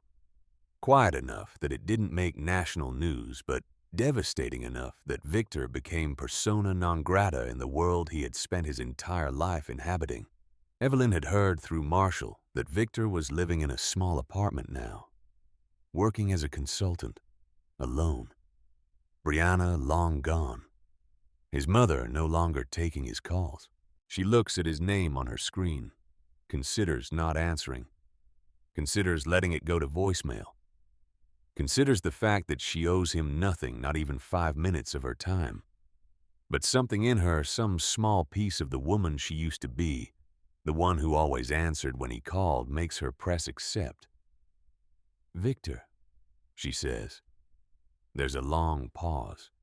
Then his voice, smaller than she's ever heard it. "Evelyn, thank you for answering. I wasn't sure you would. What do you need?" Another pause. "I don't need anything. I just wanted to say I'm sorry." Evelyn sets down her coffee. "Okay. I mean it. I'm sorry for everything. For the divorce. For trying to claim Catherine's estate. For 40 years of letting my family treat you like you weren't good enough. For all of it. Why are you telling me this now?" "Because I'm 76 years old," Victor says. "And I don't have much left. No career, no reputation, no relationship with my own mother. And I've been thinking about the things I destroyed, the people I hurt. And you're at the top of that list." Evelyn watches a pelican dive, watches it surface, watches it rejoin the formation, like the interruption was routine, expected. Just part of the pattern. "You did hurt me," she says. "For 40 years you made me feel like I wasn't enough. And when I finally got free of you, you tried to take the one thing someone left me out of love. I know. And you lost everything because of it." "I did." He's quiet for a moment. "But I didn't lose everything because of what I did to you. I lost everything because of who I was. The kind of person who would embezzle from his own family. The kind of person who would destroy a 40-year marriage for a woman half his age. The kind of person who couldn't stand to see his ex-wife happy." "No," Evelyn says gently. "You lost everything because Catherine Wallace was smarter than every attorney you ever hired. She saw you coming from 8 years away, and she made sure I'd have what I needed to stop you." Victor lets out a sound that might be a laugh, might be a sob. "She was remarkable, wasn't she, that old woman everyone dismissed?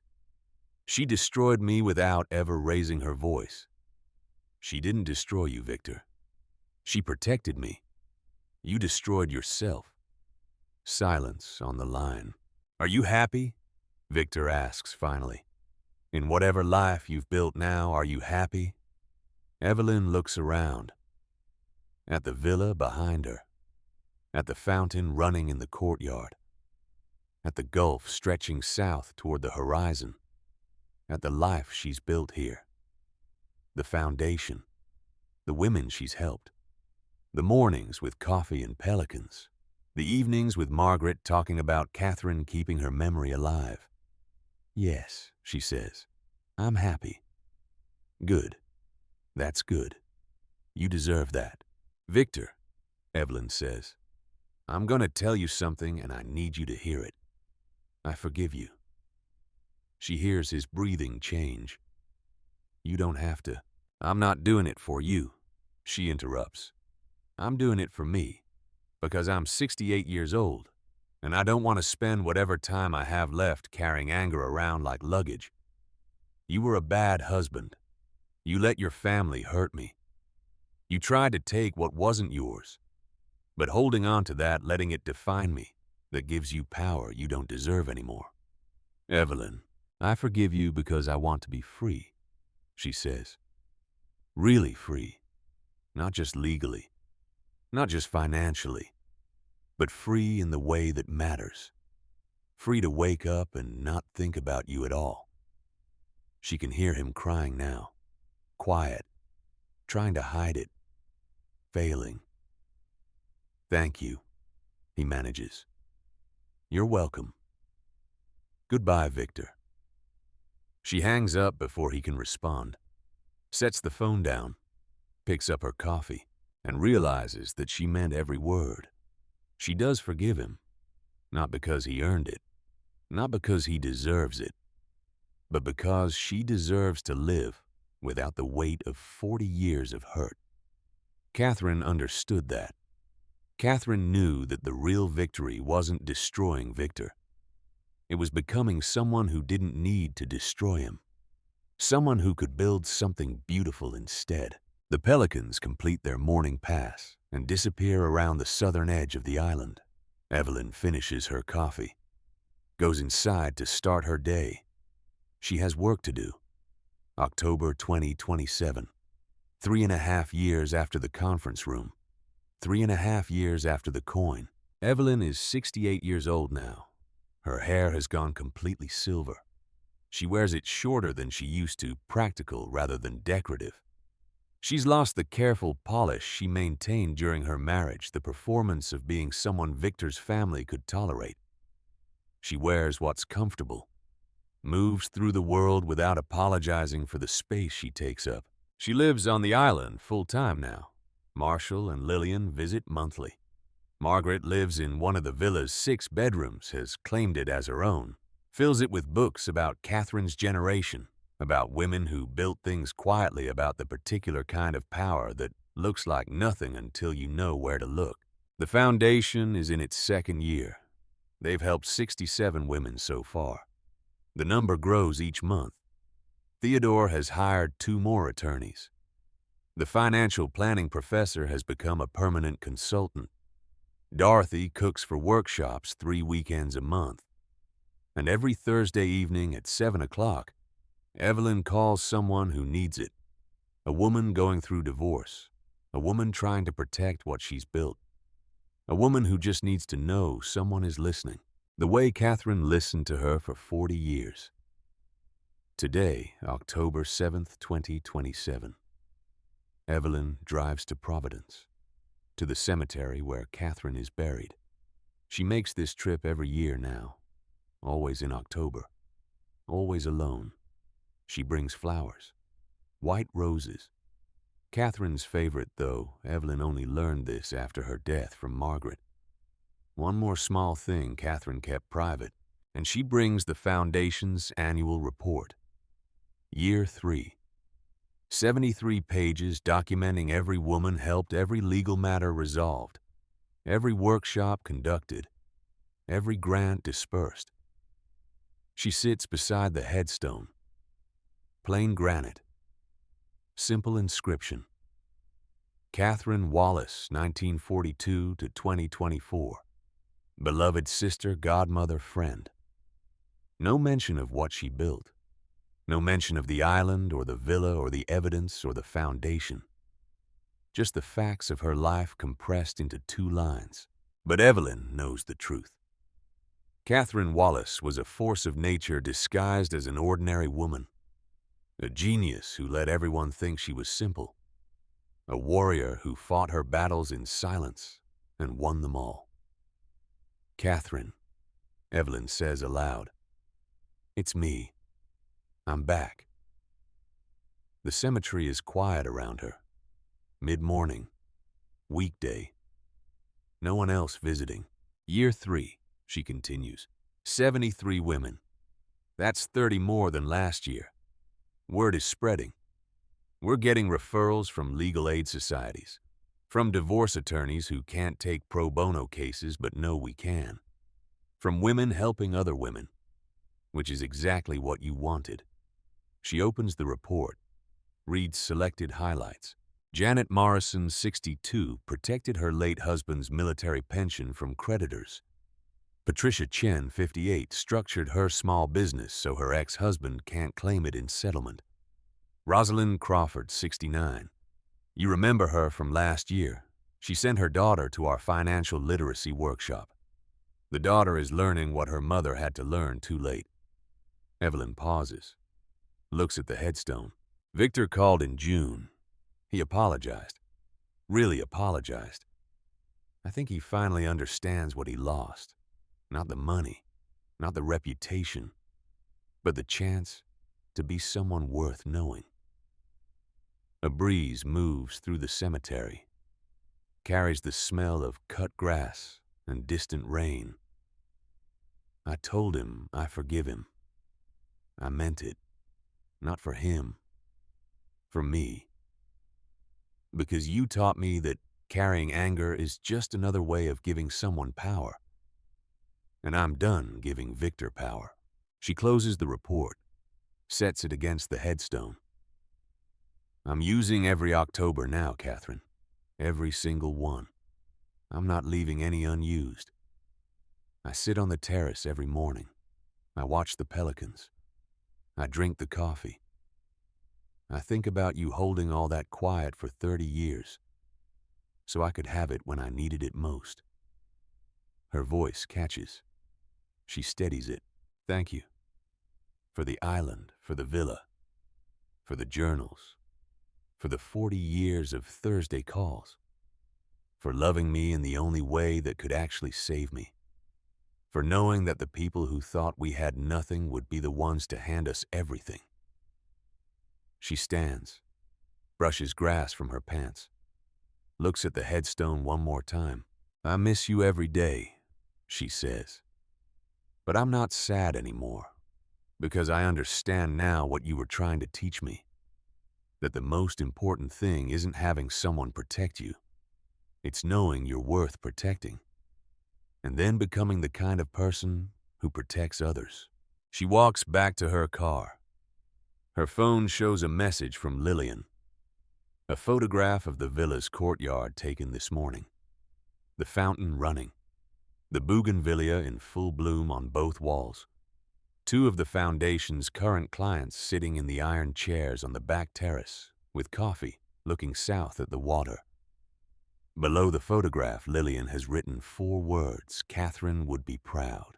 Evelyn looks at the photograph for a long time, at the fountain, at the flowers, at the 2 women sitting in the October light in the chairs, Catherine placed facing south, because she had known that the view from that angle was the one worth keeping.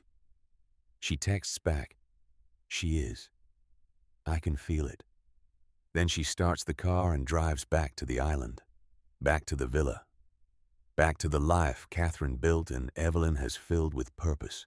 The drive takes 4 hours. She crosses the state line from Rhode Island to Connecticut, then down through the coastal edge of New York, through New Jersey into the flatter landscape of the mid-Atlantic. She's made this drive so many times now that it feels like muscle memory.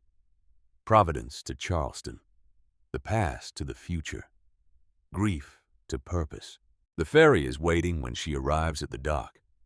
The same captain who's been running it since she first came here in 2024. He waves, she waves back. No words necessary. They've established a rhythm, a routine, the comfortable silence of people who see each other regularly and don't need to perform conversation. The crossing is calm, late afternoon sun turning the water gold. Evelyn stands at the railing and watches the island approach. Every time she sees it, she thinks about Catherine standing on this same northern shore in 1988, 39 years ago, thinking, Evelyn would love this.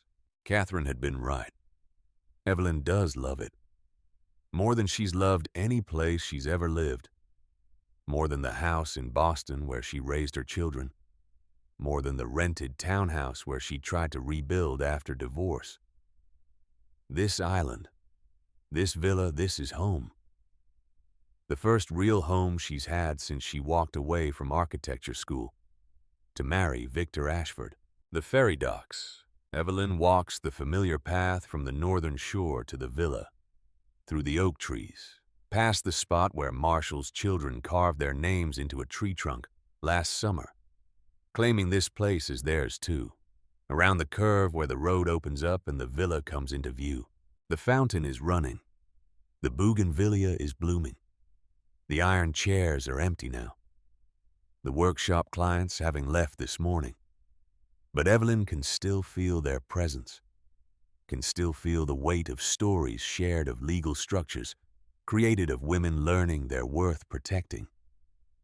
Margaret is in the kitchen with Dorothy reviewing next month's workshop schedule. They look up when Evelyn walks in. How was Providence? Margaret asks. Quiet, peaceful. I told her about year 3. Margaret smiles. She would have loved that number. 73. That's her lucky number. She was born on July 3rd, 7-3. She always said good things happened in 73s. Evelyn hadn't known that. 3.5 years after Catherine's death, and she's still learning things, still discovering pieces of the woman who built all of this. "I'm going to sit outside for a bit," Evelyn says. She takes her coffee to the back terrace, the iron chairs, the southern view. This is her ritual now, has been since she moved here permanently. Morning coffee, evening wine. Anytime she needs to think, to process, to remember. The pelicans are making their final pass of the day. They fly the same route every morning and every evening, so precise you could set your watch by them. Evelyn has learned their rhythm, has learned to look for them, has learned that their consistency is comforting proof that some things in the world are reliable, even when everything else changes. She thinks about Victor's phone call, about his apology, about the smallness of his voice, the way 40 years of arrogance had compressed down into something that sounded like regret. She doesn't feel satisfaction, doesn't feel vindication. Just a quiet recognition that consequences are real, that actions matter, that the universe has a way of balancing itself eventually.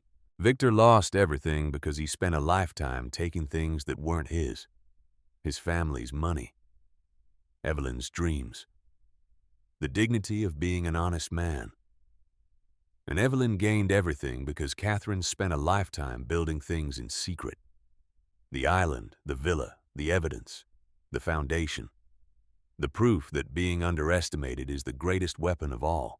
The sun is dropping toward the horizon now, pulling orange and pink across the sky. The gulf is going from blue to gold to something deeper, that color that only exists in the minutes between day and night. Evelyn thinks about where she was 3.5 years ago, 65 years old, divorced, living in a rented townhouse, $1,800 a month in support that didn't cover rent, no assets, no prospects, no idea what the rest of her life was supposed to look like. And then a coin, $1, spinning on a table, and Victor's laughter, and Theodore Grayson standing in a doorway saying, "That's not an insult, it's an address." Everything changed in that moment. Not immediately, not all at once, but inevitably. The way a seed becomes a tree, slowly, patiently, with the right foundation. Catherine had been the foundation. Catherine had been the soil and the water and the sunlight. She had planted something 39 years ago when she bought this island, had tended it in secret for 3 decades, had waited for exactly the right moment to show Evelyn what she'd grown. And now Evelyn is the gardener. Evelyn is the one tending the foundation, helping it grow, making sure it reaches women who need it the way she needed it. The pelicans complete their pass and disappear around the southern edge of the island. Tomorrow morning they'll be back. Same time, same route. Reliable as tide as sunrise, as the fountain running in the courtyard. Evelyn finishes her coffee, stands, looks at the villa behind her. This place that Catherine built. This fortress that looks like a home. This weapon disguised as beauty. She thinks about all the women who will come here, all the stories they'll tell, all the assets they'll protect, all the lives they'll rebuild, all the times they'll sit in these iron chairs and watch the pelicans and understand, maybe for the first time, that they were worth saving. 73 women this year. Maybe 100 next year. Maybe more. Catherine Wallace started with one, just Evelyn, one goddaughter who needed protecting. And from that single seed, a forest is growing. Women helping women. Protection multiplying. Love becoming legacy. Evelyn walks back inside. Margaret is setting the table for dinner. Dorothy is cooking something that smells like rosemary and lemon. The villa is full of the sounds of home, conversation, laughter, the fountain through the open windows. This is what Catherine wanted. Not just safety for Evelyn, but life, real life, full life, life that matters. Evelyn is 68 years old. She lost 40 years to a man who thought she was worth $1. But she has an island. She has a foundation. She has a fountain that runs every morning and the rest of her life stretching out in front of her like the Gulf at sunrise.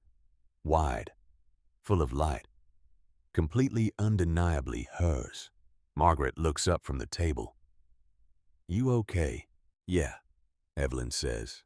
"I'm okay. More than okay." For the first time since she can remember, she's exactly where she's supposed to be. That night after dinner, Evelyn sits in the study. Catherine's study. The room where she found the journals. The room where everything changed. She pulls out a notebook. Plain. Simple. The kind Catherine used to use. And she starts writing. Not a journal. Not a record of transactions. Something else. A letter. To the next woman who will need this place. The next woman who will sit in this study and wonder if she's worth fighting for. Dear friend, if you're reading this, you're sitting where I once sat. Probably confused. Probably scared. Probably wondering how you got here and what happens next. I want to tell you something important. Something it took me 65 years to learn. You are worth protecting. You always were. The only people who ever made you think otherwise were people whose opinions should never have mattered in the first place. This island, this villa, this foundation, they exist because a woman named Catherine Wallace understood that. She spent 30 years building something in secret so that I would have it when I needed it most. And now I'm building on what she started so that you will have it when you need it. Use this place. Use the legal help. Use the financial education. Use the grant if you need it. Use the quiet. Use the pelicans. Use the knowledge that someone saw you coming and made sure you'd have what you need. And then when you're ready, when you're strong enough, help someone else. That's the real inheritance. Not the island, not the money, not even the protection. The real inheritance is understanding that we save each other. That the most powerful thing any of us can do is make sure the next woman doesn't have to fight alone. Catherine did that for me. I'm doing it for you. Someday you'll do it for someone else. That's how we win. Not by destroying the people who hurt us, but by building something they can never touch. Welcome home. Evelyn Harper. She folds the letter, puts it in an envelope, seals it, and places it in the cedar chest, right on top, where the next woman who needs it will find it. The next woman who comes to this island broken and leaves whole. Because there will be a next woman, and a woman after that, and a woman after that. As long as the foundation exists, as long as the villa stands, as long as the fountain runs and the pelicans fly, and someone remembers that Catherine Wallace built this place out of love disguised as preparation. Evelyn turns off the light in the study, walks to her bedroom, the one with the window facing south. She stands at the window for a moment, looking out at the Gulf in darkness, at the stars reflected on the water, at the line where sea meets sky, invisible in the night, but still there, still real still, the boundary between what was and what will be. Tomorrow she'll wake up early. She'll make coffee. She'll sit on the terrace and watch the pelicans make their morning pass. She'll review the foundation's schedule for the month. She'll call a woman in North Carolina who's trying to protect her business from an ex-husband who thinks he deserves half. She'll do the work Catherine taught her to do. The quiet work. The patient work. The work that looks like nothing but is actually everything. She'll live the life Catherine built for her. Not in hiding, not in retreat, but in purpose. And every single day she'll remember the coin that spun on that conference room table. The coin that was supposed to humiliate her. The coin that became coordinates. That became an address. That became a home. They gave her a coin to humiliate her. She turned it into a compass home.